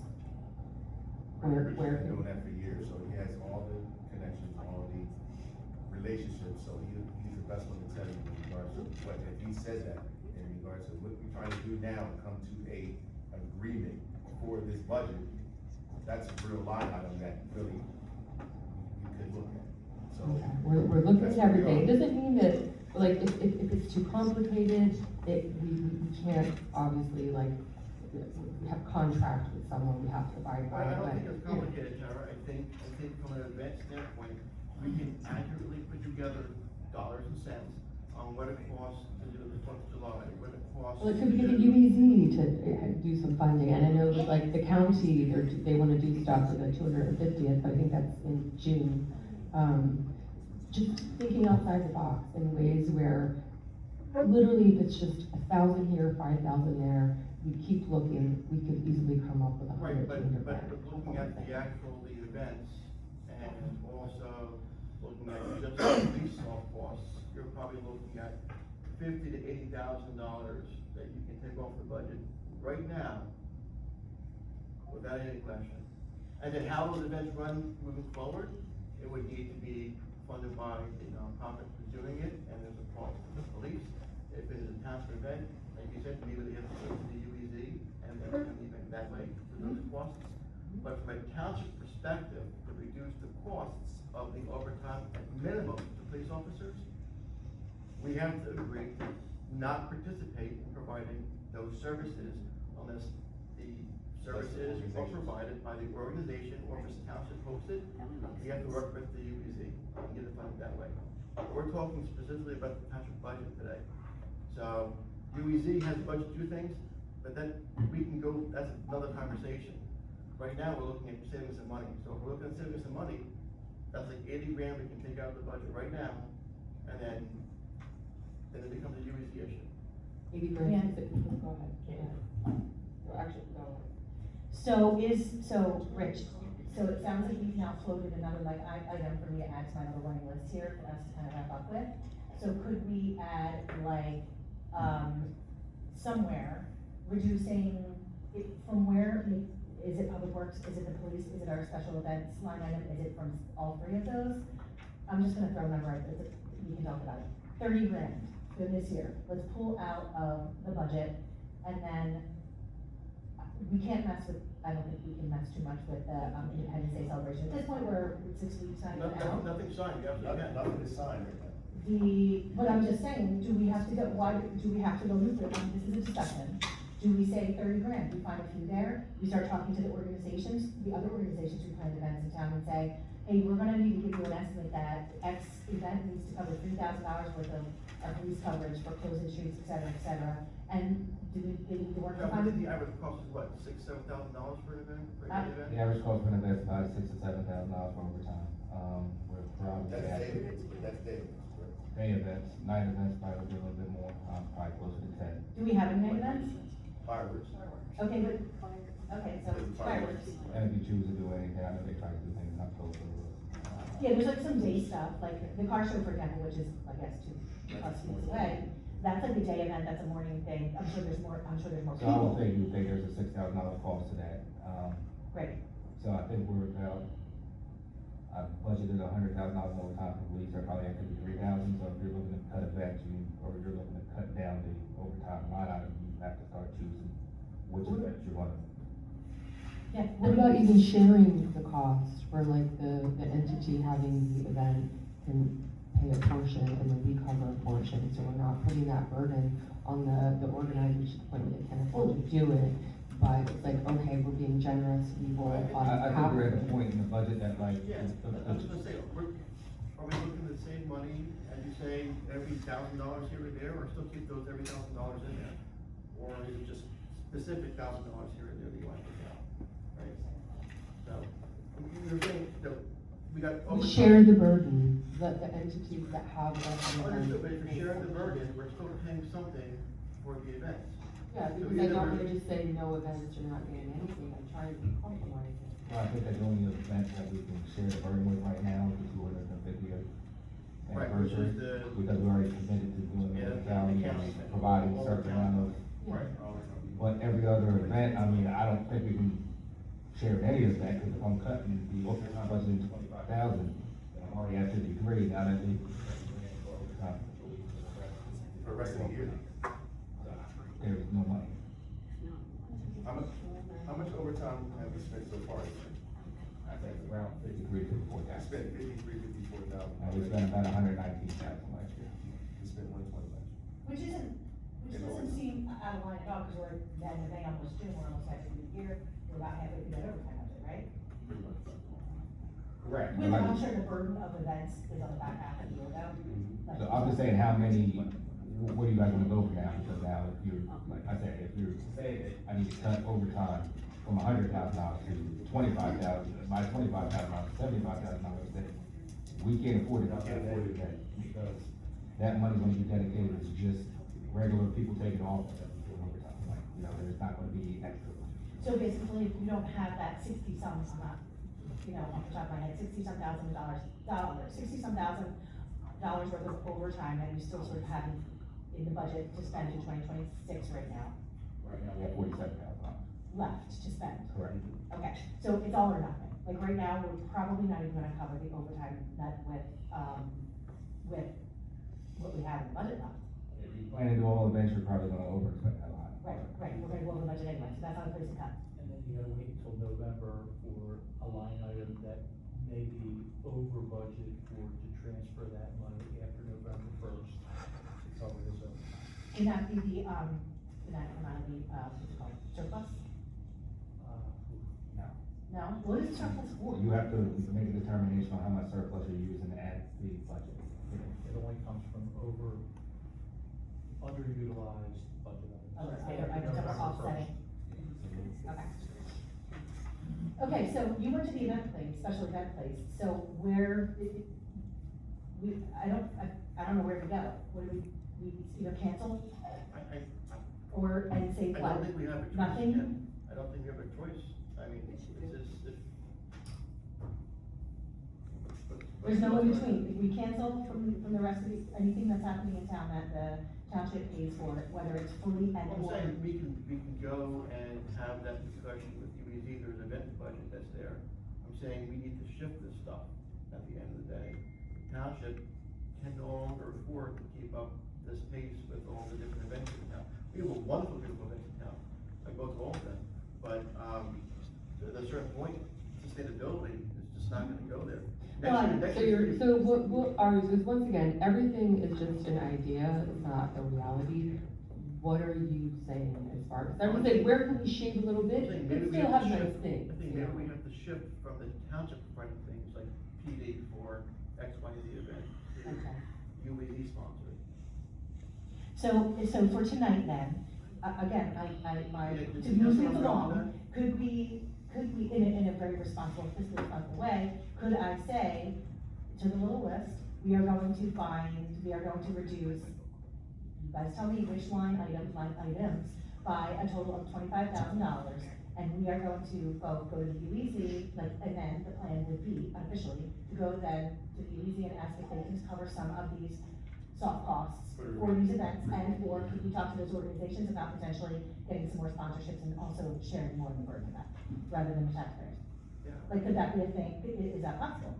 yeah, that's what I So said. I'll add it to my And list. that's pretty much what he proposed. We were just. No, you were both cutting it there, just, I'm Yeah, trying to well, focus middle. From a township From a township responsibility perspective.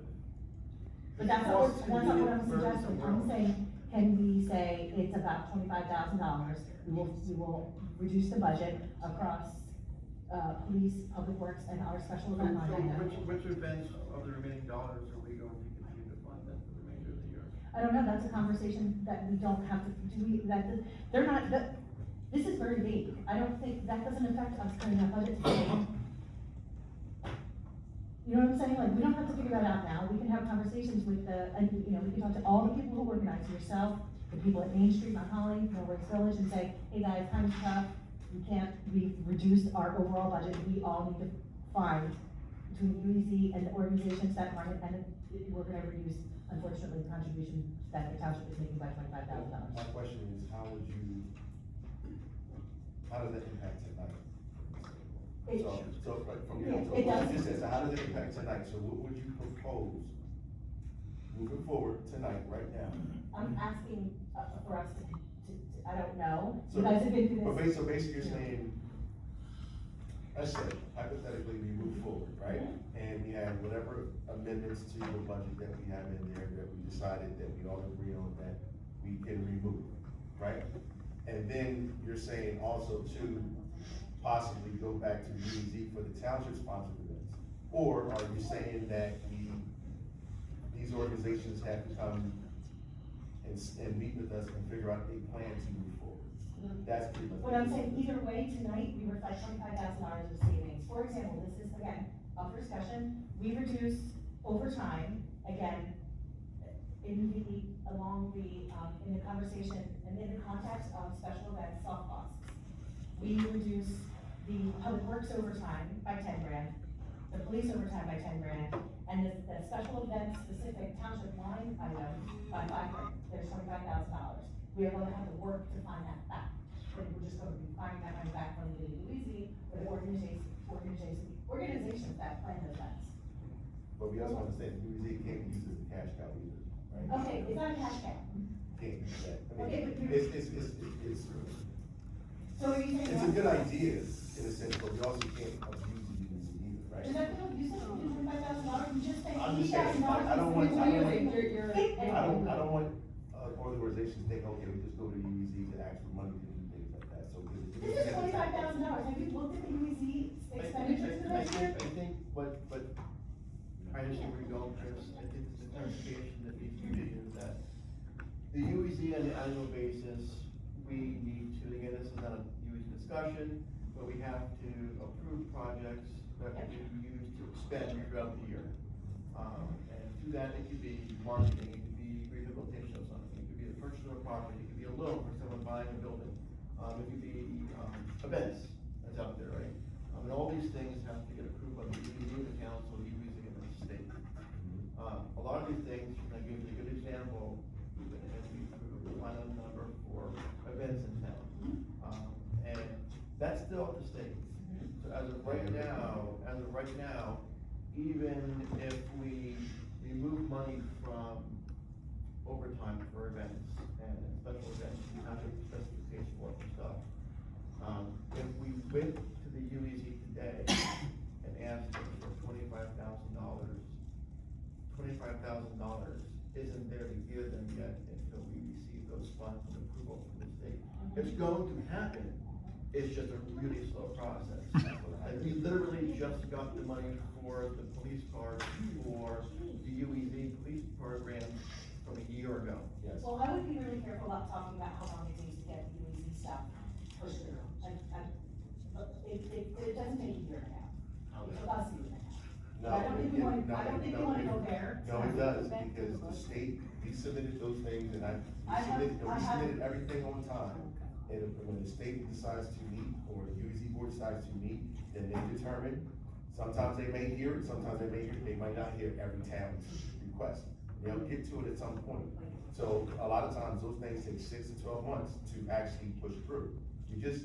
We were talking about the police cars and clean team for over a year and a half, and that literally just got approved from the state back in last month. So, Chris, I have in this folder, like, we can go there, we don't want to go there, and I've got work to do. I don't think That's just asking the for, reality. I'm not thinking, I have the reality, I have an entire chronology, I don't want to even bring it up tonight, because that should be discussed in executive session. However, that said, I don't think that $25,000, if you look at the money that's been spent at the UEZ, I don't think that is going to the UEZ as a cash cow, as some relief for what we're trying to accomplish tonight. Like, I feel like that's an extreme language around us asking for them to work to cover a third of that. Like, and these are discussions that we have to decide, are we comfortable thinking that that a combination of the organizers, some fundraising by them, and UEC could offset about $25,000. I mean, that seems tiny. It also isn't the greatest reduction here, but again, we're turning over every rock. That's what I'm at. I don't think it's cashed out on this stuff. I agree. Add to the list. Okay, it's on the list, let's move on. I can kind of. Yeah, that'd be great. Look here and then, I may not find anything right now. And actually, while I kind of let Kim talk for a while, when I went back to doing the math on the arrears for the cannabis company that owed us money and didn't pay, hold on a second, I want to make sure. So, right now, as of May, we've received $187,000 in cannabis revenue as per, Mr. Brown. $140,000 of that was back pay. So we're in May, we got $47,000. Not a lot, but you know, not bad. I mean, that's averaging like $10,000 a month, but we had $140,000 of arrears. If you divide that by 2 between 2024 and 2025, that's an additional $70,000. So we would have, had we been paid, we would have received, instead of $195,500 in cannabis revenue, I believe that was my number, we received $194,000 last year. We would have actually received $264,000. So that's the amount that we could actually anticipate if we did the math, but I understand that maybe we may not actually be able to do it that way. But basically, when you divide what we made in the past 5 months, what we made last year, what we made the year before, we technically would have made, had we been paid on time, $265,000. So I think if we could just kind of play with the surplus a little bit, knowing that like the revenue should come in. Of course, things may go wrong, but once again, trying to turn over every rock. And if anyone has any arguments, they can yell at me, tell me now. Hold on a second, get back to my notes.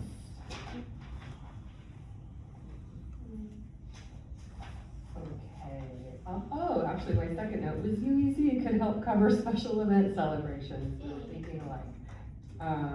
Also, another idea, when Kim and I were brainstorming, and this may not be something that we could necessarily do in the budget, and Kim, I can't remember what sheet the recreation department is, that maybe utilizing our rec committee to help and volunteer at the summer rec program, that might be a great way to save a little bit of money. And I'm just gonna go through bit by bit. Hold on a second, I have some fun notes. And I'm sorry to bore everyone, I'm sorry that you don't have a copy of this, so you can't see all of what we're seeing.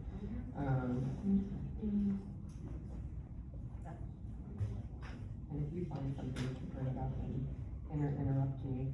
I do, can I just ask a question then on sheet 13?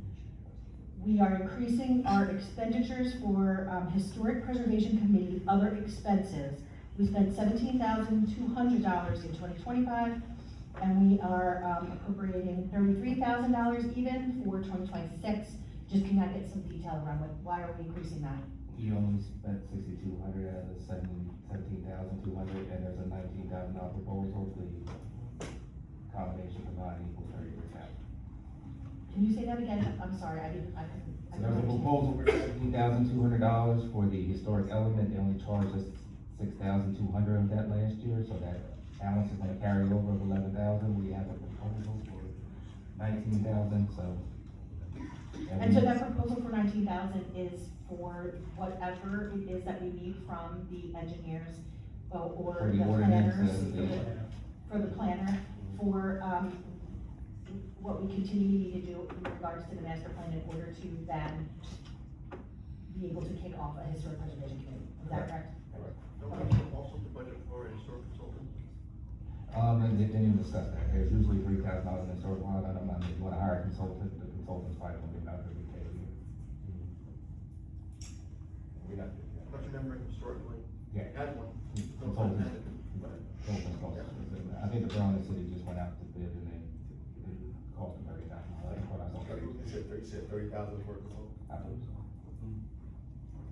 I'm gonna haggle that down.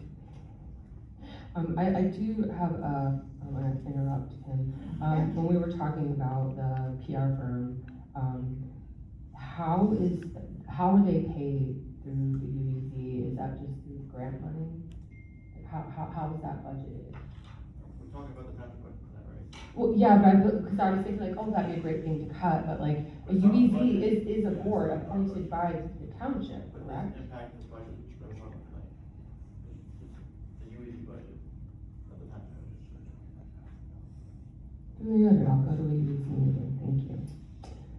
Okay, because when we're talking about, ways to see if we can get things funded, it just seems like a thing that we don't need. I think I already talked about the, but, oh God, yeah, I got that noted.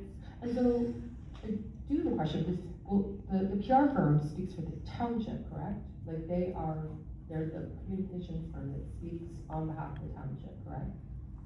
But yet they're funded through the UEZ, so in a way I should have a say in something, because, am I wrong?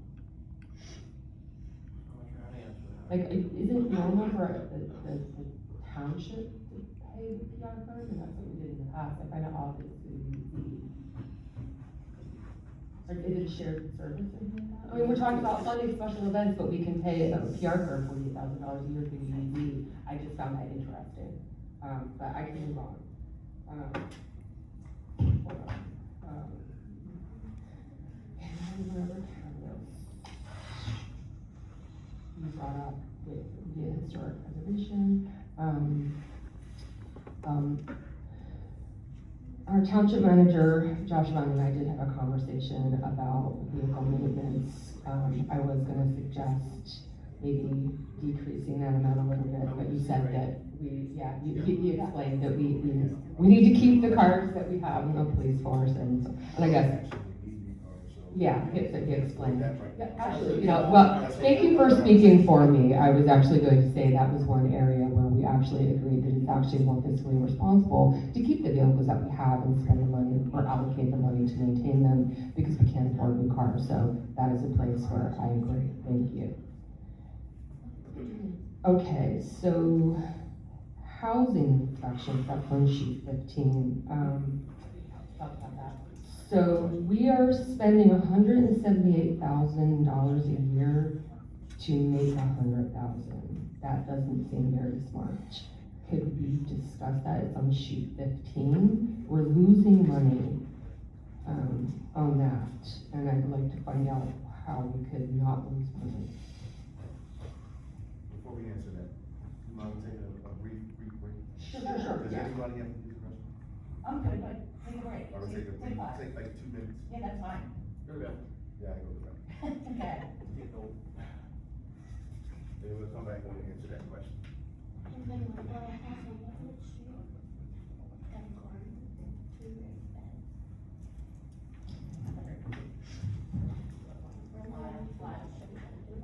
Do it, yeah. All right, I'll go.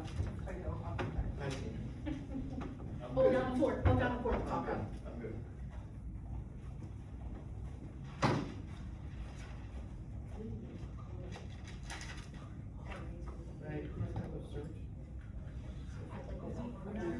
What did the sign say? I was just trying to read it. Iron Mountain.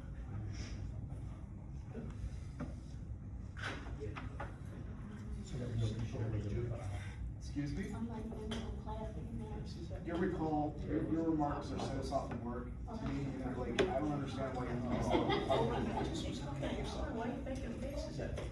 Why are you you made the face, sir. You're a juvenile. Unprofessional.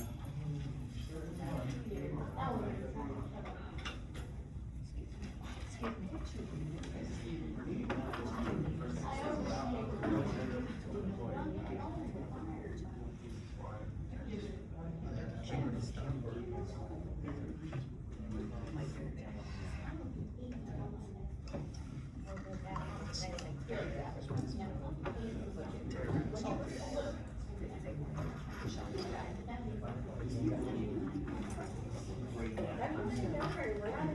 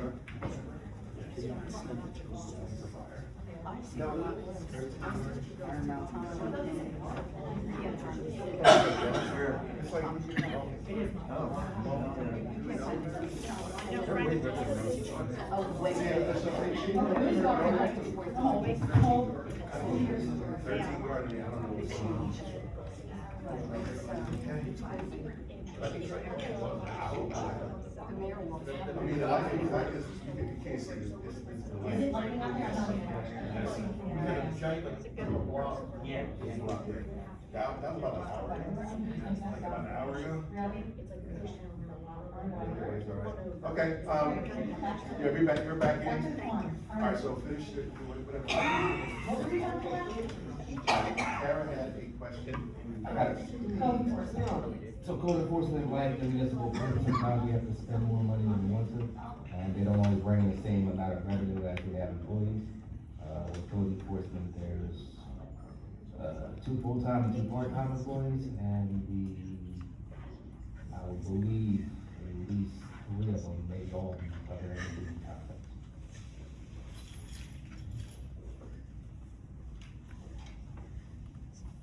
Why is the anticipated revenue so low? Which sheet was that? Let's go back to the sheet. Did you find it?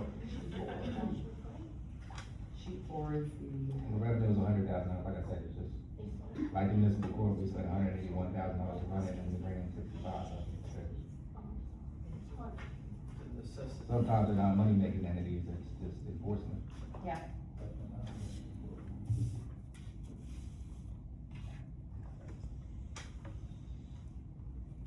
I'm just out of curiosity, what's a way to, make more? So that we cover the cost of the employees. These fees, I can ask you to look into. And do we have a shared service agreement with the firehouse for our health and employees here? For everyone that's here? I believe that was done 2 years ago.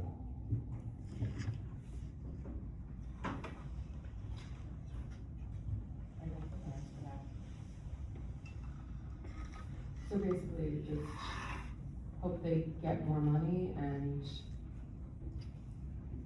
we're just stuck loose, I wanna, lost leader. I mean, the goal is not to, I think the goal is enforcement, I mean, we're not looking to go and find somebody to Yeah. fix their Right, house. right. Yeah, It's and $2,000. You know what, though, this came more to mind because the context that one of the things that we do hear about a lot, and I feel we hear in the room especially, is like the lack of code enforcement. And I'm being too broad with that, but it's, you know, buildings that have been dilapidated, things that haven't been taken care of, are we talking to these like owners, like, you know, so. Which is the reason why we hired an additional part-time employee. Right, so, you know, you would think that that type of enforcement would ultimately, I know it's only been 6 months and these things take time, but you would think that would then also come along with some sense of an offset if we were increasing, like citations, because I'm assuming not everybody gets their citation and fixes stuff, so, anyway. I mean, a lot of the time it goes to citation, and no response to citation, to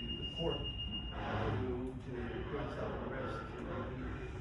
Yeah. And so they get the citation, I think, we've set up numerous people. There's an issue with things not being addressed. But Yeah. at the same time, there really is Microphone. a process. Oh, yeah, who's doing the microphones? I'm done. And so, and just, cause we're all spitballing, so if we are losing money on that, and hopefully that could change with, the additional employees, the money that the township taxpayers basically are paying, is the labor that they're doing here solely for housing, like, are they doing additional labor for the fire district? Someone brought it up So before, I don't you're know. asking if the employees that are housed here are doing additional work outside of the township? Well, that isn't relevant to housing. They do take care of everything township. They just mostly have, if somebody wants to come and do an appointment, I think they do appointments for the fire. Okay, just trying, Yeah, I do. I'm sorry to go back to a little bit earlier, and I'm getting close to the end here. Josh, where I did see, assets on sheet 39 is where I found the $646,355 in property acquired by tax title lien liquidation. Could you just explain to me what that is? 39.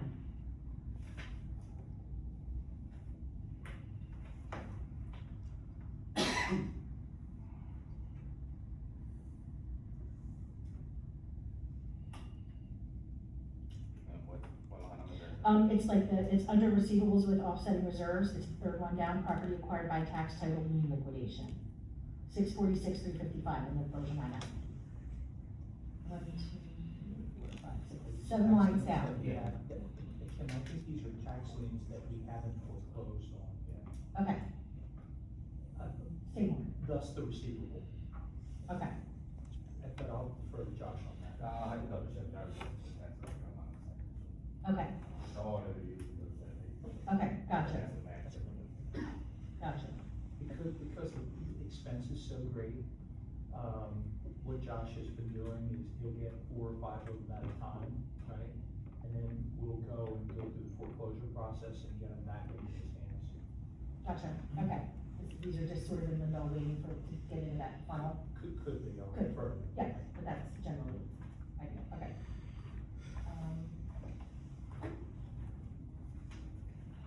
do you guys have any suggestions, ideas, questions? Savings ideas? Yeah, anything, just spitballing. Tara, your suggestion with, after mentioning it a couple times, maybe confused earlier, it does make sense to pull some dollars from reserve, like drive here to pay Paul for the anticipation, fake anticipation or real anticipation of what we get for the cannabis stuff. Because really what we're up against is a number from last year. I think we can all agree that they're doing well. It's technically Right. lower, because we would have had So, additional incentives. At minimum, that I think is on my part, a quick win. I think that we can pull money out of reserve and hopefully see that. I hate to reduce our reserve and then see sales decrease and then eat out of reserve. But I don't think, based on what I've seen for the past few years, and also I know there's people here in the audience who put applications in, other things, which just means that there's gonna be more revenue coming in, should they have positive potential sales that are coming in, so, I think that you can figure a number out there. Can you put a little checkbox in that somewhere? I did. I don't know what we, was it 50 that we It was were talking 50, and I about? put the marker on there for 50, thinking But like that, actually, we could bump it up. that felt like historically reasonable. Actually, 70, because. I don't wanna go too Okay, that's far. fine, that's fine. I think 50. I think 50 Is. it's not something that is Reasonable. ideal, but I mean, It doesn't feel like Based- achievable. right, but based on the information that we have, it's doable. That's basically what I'm saying. Actually, All right, yeah, is there anything new from that you had in your time spent scouring? I mean, my thing that I brought up earlier was just what we pay for all the different events. I know it's been a hot topic for a while. I know the township made some strides a year or two ago to put together an event packet and really finite what we would consider something that we would give money to do it. But as we keep going down this road, we're seeing costs increase in areas that we have no control over. And that unfortunately are critical. Critical. It's not like we can say, oh, you know what, It's not like we, It's like, let's just cut our health insurance, like this No. is great. we can't, I mean, we can't. Anything else? Oh, I do, actually, there's lots of fun stuff that we keep forgetting about. Sheet 15A, gasoline, last year we spent 66,000. This year we are budgeting 125. I know it's gone up, but I think like even if we shave off like 10, 15, it's just something that we can have wiggle room, because I think that like anticipating double Well, are you is. sure the costs are gonna come down between now and the end of the year? Nobody's sure. Nobody sure about it. knows, but I'm just getting creative. Josh, what are the numbers that just up until this point, within the last month and a half, and how much cost increase with gas? We increased about $2,500 per month, so it's about $8,500 a month. Do you know the percentage? So, right, we was paying 6,000 a month before, right? So that's And so the last 2 months, we were paying 2,500.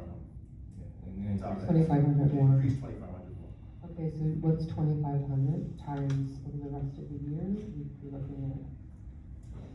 This is about a 46% increase shown, like how it's reflected right now. Actually, it's double, it's more than Oh, wait, double, oh, yeah, it's right. 66 plus Yeah. 50. I'm sorry, no, you're right, 42. I So have no faith that gas is coming down, I think it's just gonna get more expensive. sure, but basically, I we're think just, it's gonna stay we're expecting it to double and then taxing the people accordingly, just trying to find a little wiggle room. If you said you're paying an extra 2,500 a month? We're averaging 8,500 a month. We average 8. Before we was paying 6,000. now we're Okay, averaging so that's an additional 2,500 a month.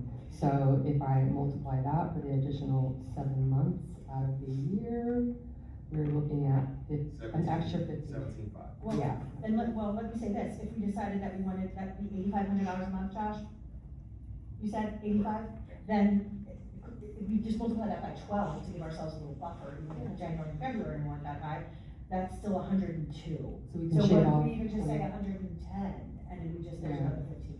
Yeah, I mean, What's- based what's the on number now, currently? 125 is the So you. estimated budget. Proposing the shift, take that 15 out. Yes, and Yeah, pray. we increased it from 75,000 to 125,000? No, actually, what we paid was 66, we spent. Well, that's true, that was what was actually spent, but I'm saying what was appropriated in 25 was 75,000, what we're trying to appropriate now is 125,000, so that's a $50,000 increase, but if you take 8,500, multiply that by 12 months, that's 102,000 if we said up and down. But you're looking around up to 110, right? But I'm still adding even more money. We're giving Right, it a buffer. you're looking at adding 110, so that means you're cutting 15. Yeah, 15 grand, 15 here, 5 here, 2 here, That and was that's like, yes, Mayor, so I'm adding that, That, we can add that for discussion too. okay. Sorry, yeah. Oh, yeah, all right, hold on.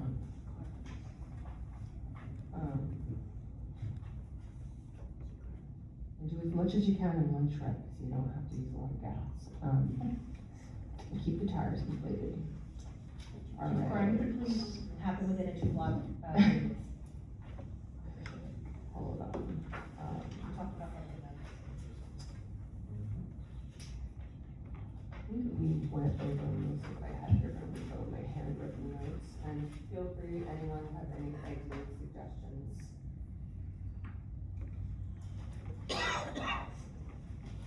I think I spoke to all my, oh, one thing, again, this is a question for you, Mr. Brown. Repairs to municipal building, 100,000. It looks like we didn't spend any money repairing it last year. It would, just haven't received a change orders, so it will go down. The bills hit this year. I'm sorry, say that in So the bills hit this year, so what, that $100,000 is basically $96,000. So, Okay, anything so- moving forward, any change orders and stuff, there's no money for anything moving forward or furniture, so. Okay. Okay, so yeah, that's just bills that are like after. Yeah, so I see what you're saying, you think it's still $100,000 there, but. Yeah, well, we didn't spend it. We spent it, it just hasn't, it didn't hit till January of this year, so. Okay, so that's paid. That money's gone. Okay.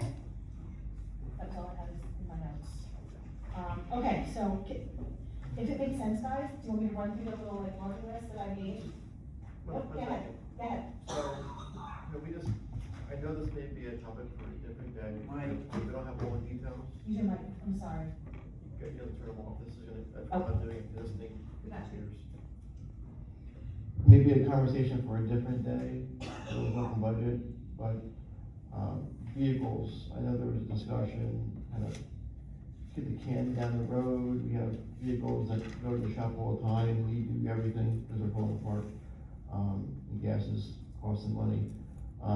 Have we looked at yet, like, if we were to kind of get rid of all the vehicles and then lease them all, is it more, the same, equal versus the constant repairing we have to do on an ongoing basis?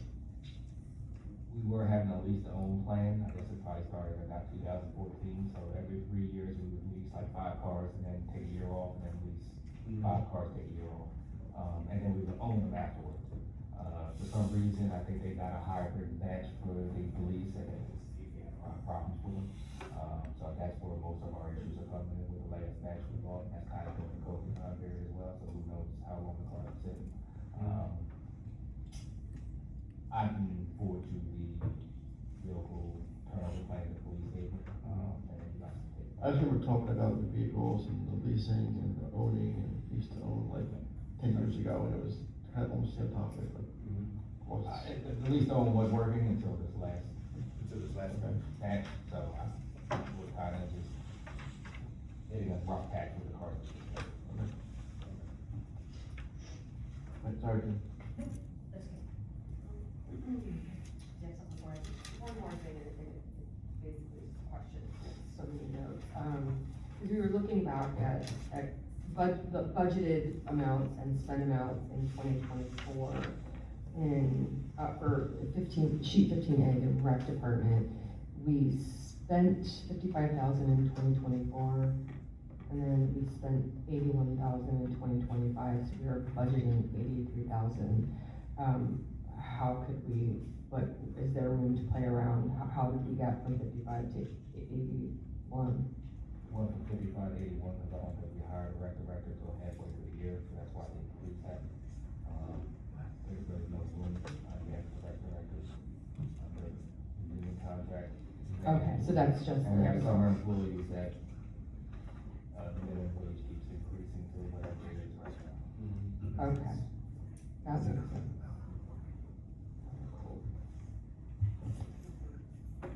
Well, I think, okay, all right. So what I tracked as far as potentially things we could, add to a motion to introduce amended with the following, I'm not making the motion, but just to be clear, is reducing, and I don't need to say like the sheet and all that jazz, right? Can I just say what they are? I can say this. Okay, you can track along, Josh, okay. $6,000, to reduce hotels not being covered, at the New Jersey League of Municipalities, that's for all of them, I understand from Sharon.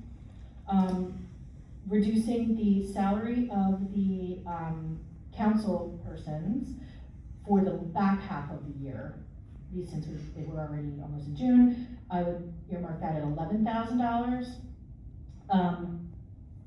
Surplus, moving money to the surplus in, the context of anticipating an increase in cannabis, behind, in the back of our minds, of 50,000. Reducing public works overtime budget by 10,000, reducing police overtime budget by 10,000, again, in the context of, looking to offset those costs if needed, if those are needed by other means, in fundraising, other organizations, UEZ, et cetera. So that, and then that would also include another 5,000 from that special events individual line item. And then, a $15,000 reduction in what we're right now appropriating for gasoline in 2026. That's what I tracked so far. Which totals 92 plus 15, which reduces by $107,000 what the additional tax burden would be for 2026.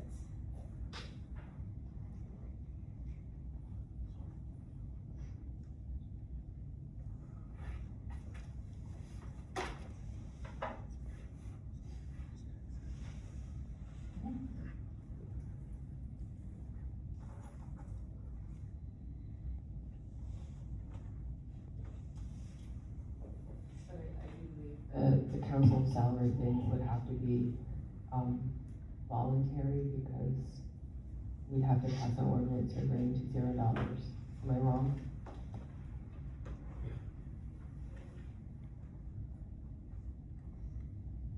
So to actually have that be a part of the budget, should we just declare, standing right here, which one of us, if we want to give up our salary?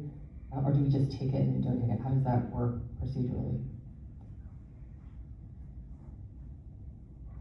I think at the end of the day, Tara, I think that unless the ordinance is updated to bring it to zero, the budget is still gonna have the salary in there, of course, and it's still gonna be paid to you or reallocated somewhere.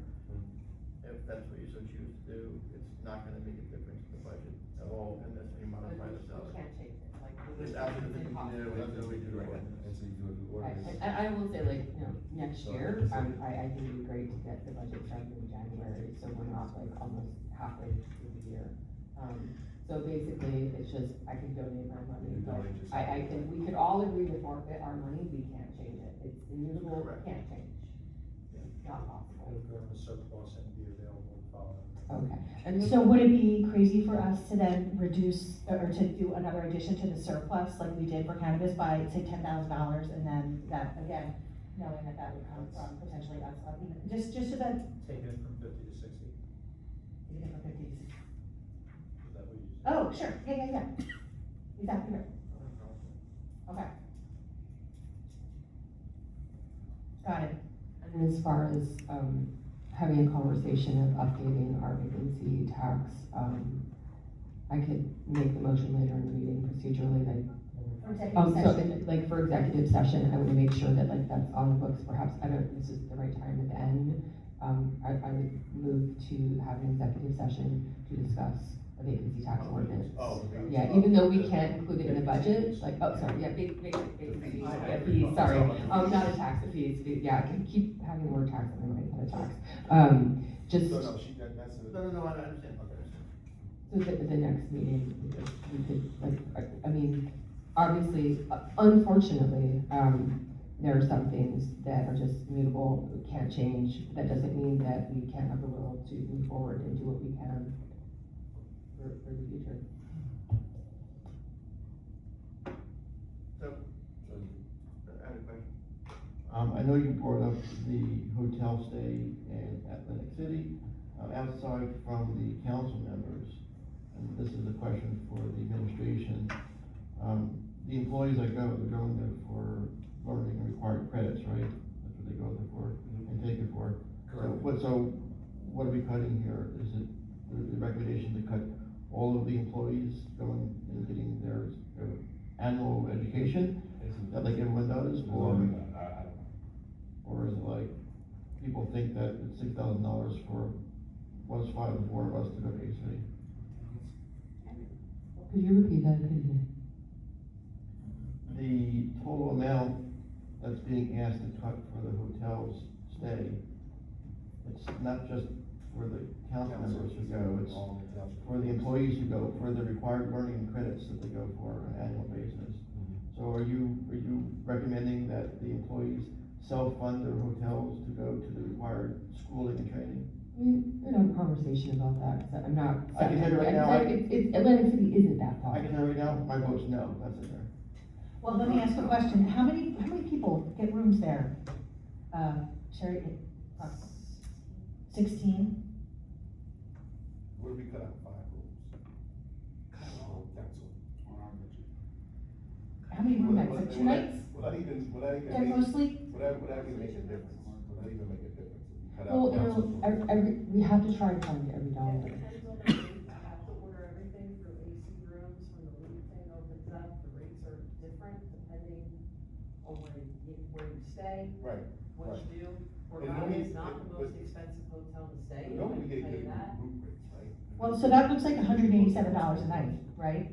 Ish, if you just do If 16 you're divided by doing 2 that, nights divided by, sure, yeah. I mean, I booked the rooms for the. Why don't we do this, Yeah. why don't we put some numbers behind it, maybe remove council's seat and then the rest of the employees. Alright. We take that, I mean, put numbers, if it's even worth it, Yeah, Employees that. if it's even worth it. Yeah, I mean, I think it's fair, because an employee, Take that to go get the You- credits. if it's mandated for the employee, oh, sorry, yeah. All the employees, right, that, they go, all the employees that are required to go to get their CDs, their continuing education, their certifications, their licenses renewed, make sure they're all in compliance.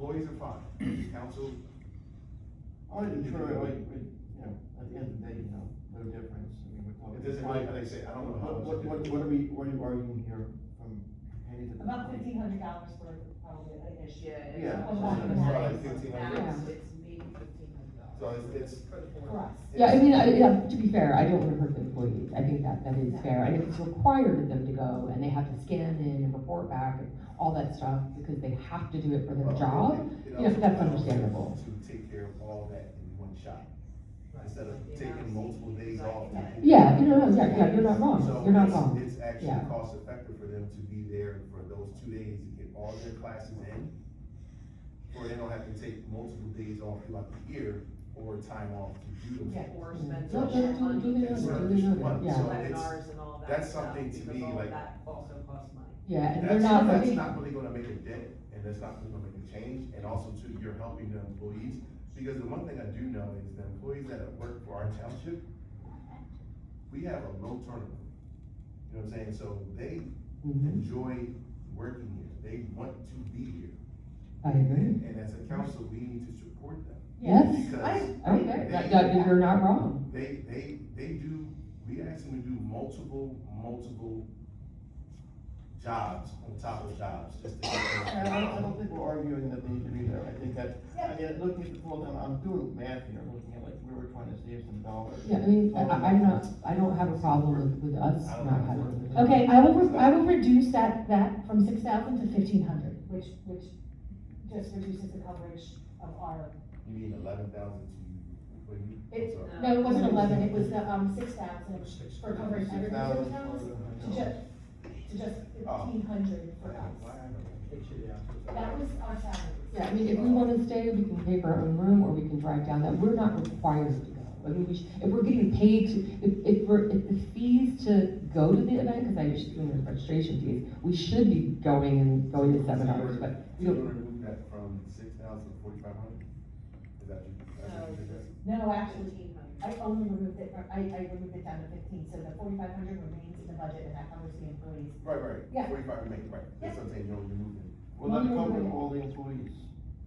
Yeah, I mean, I wanna, yeah, cover the employees, and that's fair, It will that's cover fair. all employees. Depending on the Depends on hotel the room rate. rates this year, I'm basing it off last year's hotel room rates. It's a- I don't know yet. And it's a budget, Sharon, Right, they haven't. It's a budget, it's they not a- haven't opened anything yet, I mean, it so just, I don't know. I know, and I will say, it has been said that, oh, we stated the Borgata in the past, yeah, we weren't asking you to pay 9.7% more in taxes, so we have to decide what we're willing to do without. And I think for our employees, yeah, we should pay for our employees if it's mandated and they have credit requirements. I don't want to burden them, but we don't have to. If we want to stay overnight, we can pay our own way, so I'm fine with that. Okay, so we're arguing over pay, this isn't good, I think it's more. That's what I'm saying, I mean, Yeah, I'd but almost can I- rather add more money into the, taking down the overtime stuff, that's a bigger bang for your buck there. I'm a little worried about touching more overtime because it's not just a special event, but overtime is added, number one. But number two, it's just an act of good faith. It's just an act of good faith on our part as the leaders of the township. That if I wanna go and I wanna benefit, I'm okay with. I did it the first year after I got elected and I got a very cheap Airbnb and, you know, we can figure that out. So if, rather than continue to argue about the 1,500 or whatever that is, 111,000. you're at 111? I'll take yours because I'm at 106. I'm with your man. Yeah, what you got? What else did you find? It's actually less. Mr. Coleman, what did you find? That, isn't it? No, it is. Okay. I'm gonna go through it again. I'm gonna go through it again. Ready? Hold on. Let's let's go back, just back up for a second. No, just back up for a second. Just go through your list again. That's what I was gonna say. Yeah, just go through the list again so we can get the numbers together and just. You guys do math, I'll read it. Start. He has 100. Reducing hotel coverage for council only at the New Jersey League of Municipalities is 1,500. Increasing the, surplus 60 to 60,000. Public Works overtime, noted for special events, 10,000. Reduce police overtime, 10,000, again, special events. And then the special event specific line item in the budget, 5,000. We are going to reduce our appropriation for gasoline to, by 15,000. What's the consensus? Where are we at? I mean, I 80, 95. 1015. Yeah, 1015. Yeah.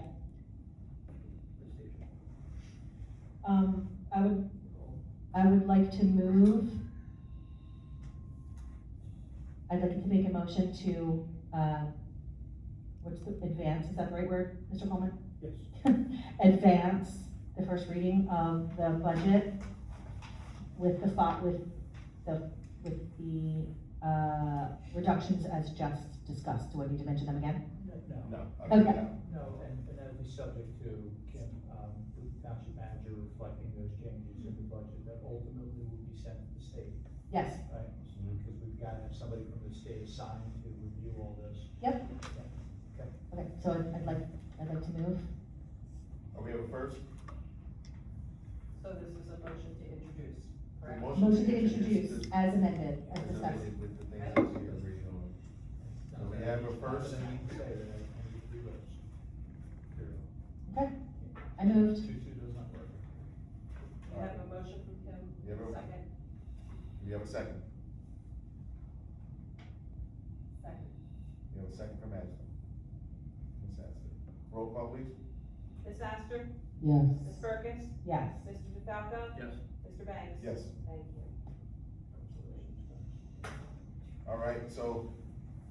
All right, so now, since we introduced the budget, the copies will be available. One step, wait, I gotta change. not yet. Yeah, But- except but- for the- But basically, I'm just saying, once, I would say by Tuesday of next week. You think by Tuesday you have it done? Yeah, more importantly, Mayor, we're working under a temporary budget, it's gotta get to the state like ASAP. Exactly, okay.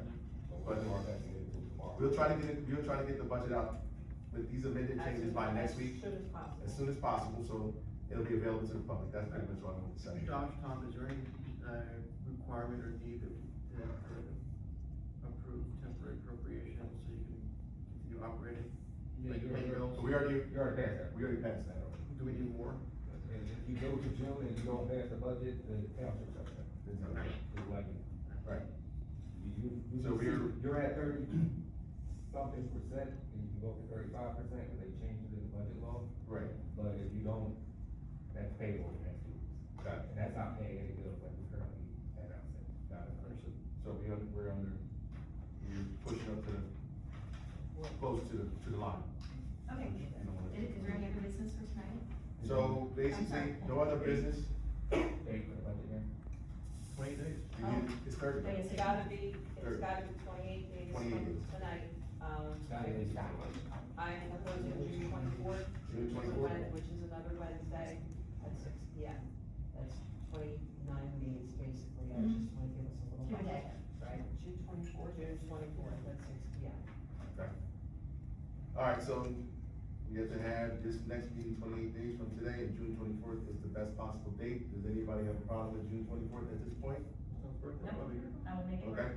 we'll make it work. So with that, we have the meeting. Mr. Brown, you have anything else? That? Just that the meeting June 24th, the budget should be available next Tuesday, and it'll be advertised today. Today's event for the public meeting. Okay. Thank you. This is, Mrs. Coleman? All right, any other comments from council? Starting with Ms. Perkins? Yeah, Yeah, thanks everybody for coming out. I know it was painful, but I think this is how it's supposed to work. I would love, if I'm still here next year, for us to start this process much earlier. Things happen and we run up against deadlines, and if we can maybe buffer ourselves a little bit. And I think we could also potentially start this process in a much more transparent way, and talk about some of these things, that we want to do and have to do, and share that with everybody a little earlier, so we're a little more transparent, and I have a better understanding too. So I also wanna thank, the other, Ms. Marnell and Mr. Coleman and Mr. Brown, for the support. I know this is over and above, and I really appreciate it. It's a huge educational, moment for me personally, and I know it's old hat for y'all, but, I appreciate that, for my behalf and for the public. There's obviously some realities that we're up against that we can't do anything about. We're gonna keep pushing, and we'll push beyond this year, and try to get sharper and smarter and find other places for funds. And thanks again for everybody for hanging. I know it was probably incredibly important, but I appreciate you being here. That's it. And also, I would be remiss in saying, Mr. Brown, I haven't had a chance to speak with you, and I'm so sorry for your loss, and I am very much in respect and appreciation of Mr. Brown and all that he's done for our community, especially for our youth and our recreation, and, my condolences to you and your family. Thank you, Ms. Burke. Car show June 6th. Go ahead.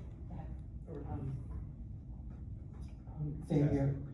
Yes, also, I had the privilege to sit down, our township manager, Ms. Brown, agreed to meet with me this Monday so we could sit down and go some things, so I could have a better understanding, and so I wanna say thank you and same thing for everyone.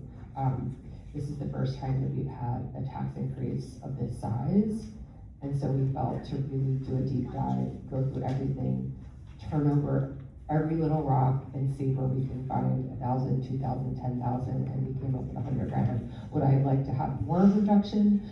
Yes, but there's also reality, and I don't want to, hurt our police department, our employees, so I think that was a pretty good place. I would love to do a few more things so that we could work on additional revenue, such as, a vacancy tax, for buildings that just sit vacant for years and years and years.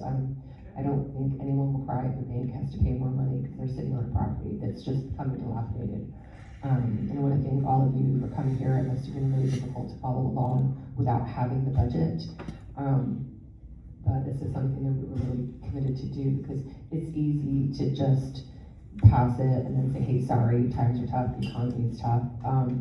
But anyone who's ever struggled financially, sometimes you have to find the money and you have to do something. So yeah, it doesn't matter that much if we don't take our council salary or don't stay in a hotel, but it would be pretty hypocritical to enjoy those things while we're passing like the biggest tax increase ever. So it may seem like it's just performative, but it does really matter because, as my mom has shared, like, I know struggle and I know how times can be really tough and you don't always have the money for everything that you want.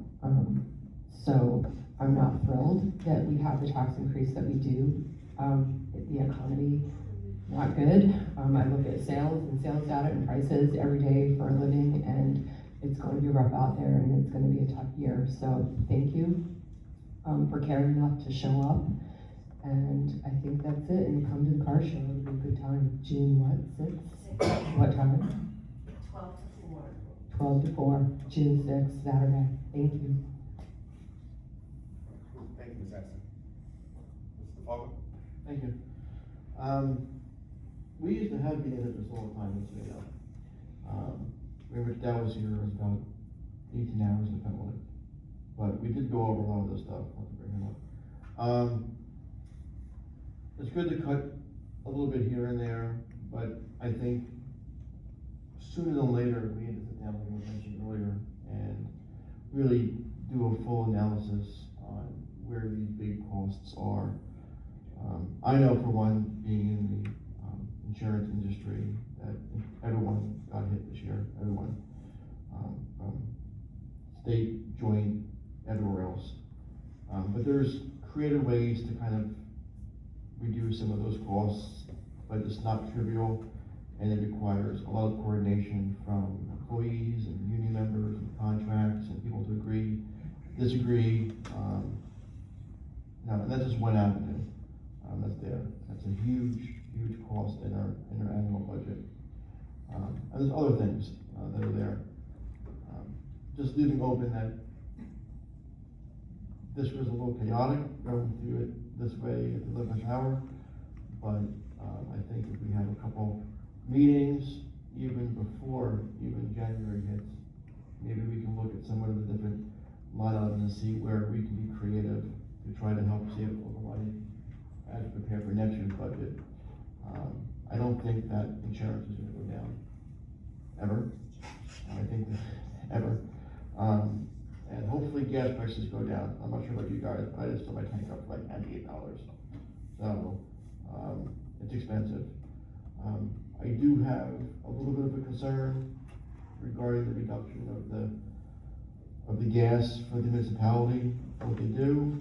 Understandably, they could maybe drive a little bit less or do stuff that's on there, but that's also public works driving around picking up your brush and whatever else, police going on the roads and doing their stuff. And the less they drive to save money, obviously the less it's gonna cost to fill the tanks. And it's a very uncertain time right now with what the gas price is gonna be. See how it impacts us. Hopefully it goes down. But thank you guys for coming out. I respect all of your thoughts, all of your comments. And it's good to see everybody out here, good, bad, and indifferent. Thank you. All right, thank you, Mr. Cavallo. And I won't keep you too long, because it's already past 8 o'clock, but I'd like to thank you guys for coming out.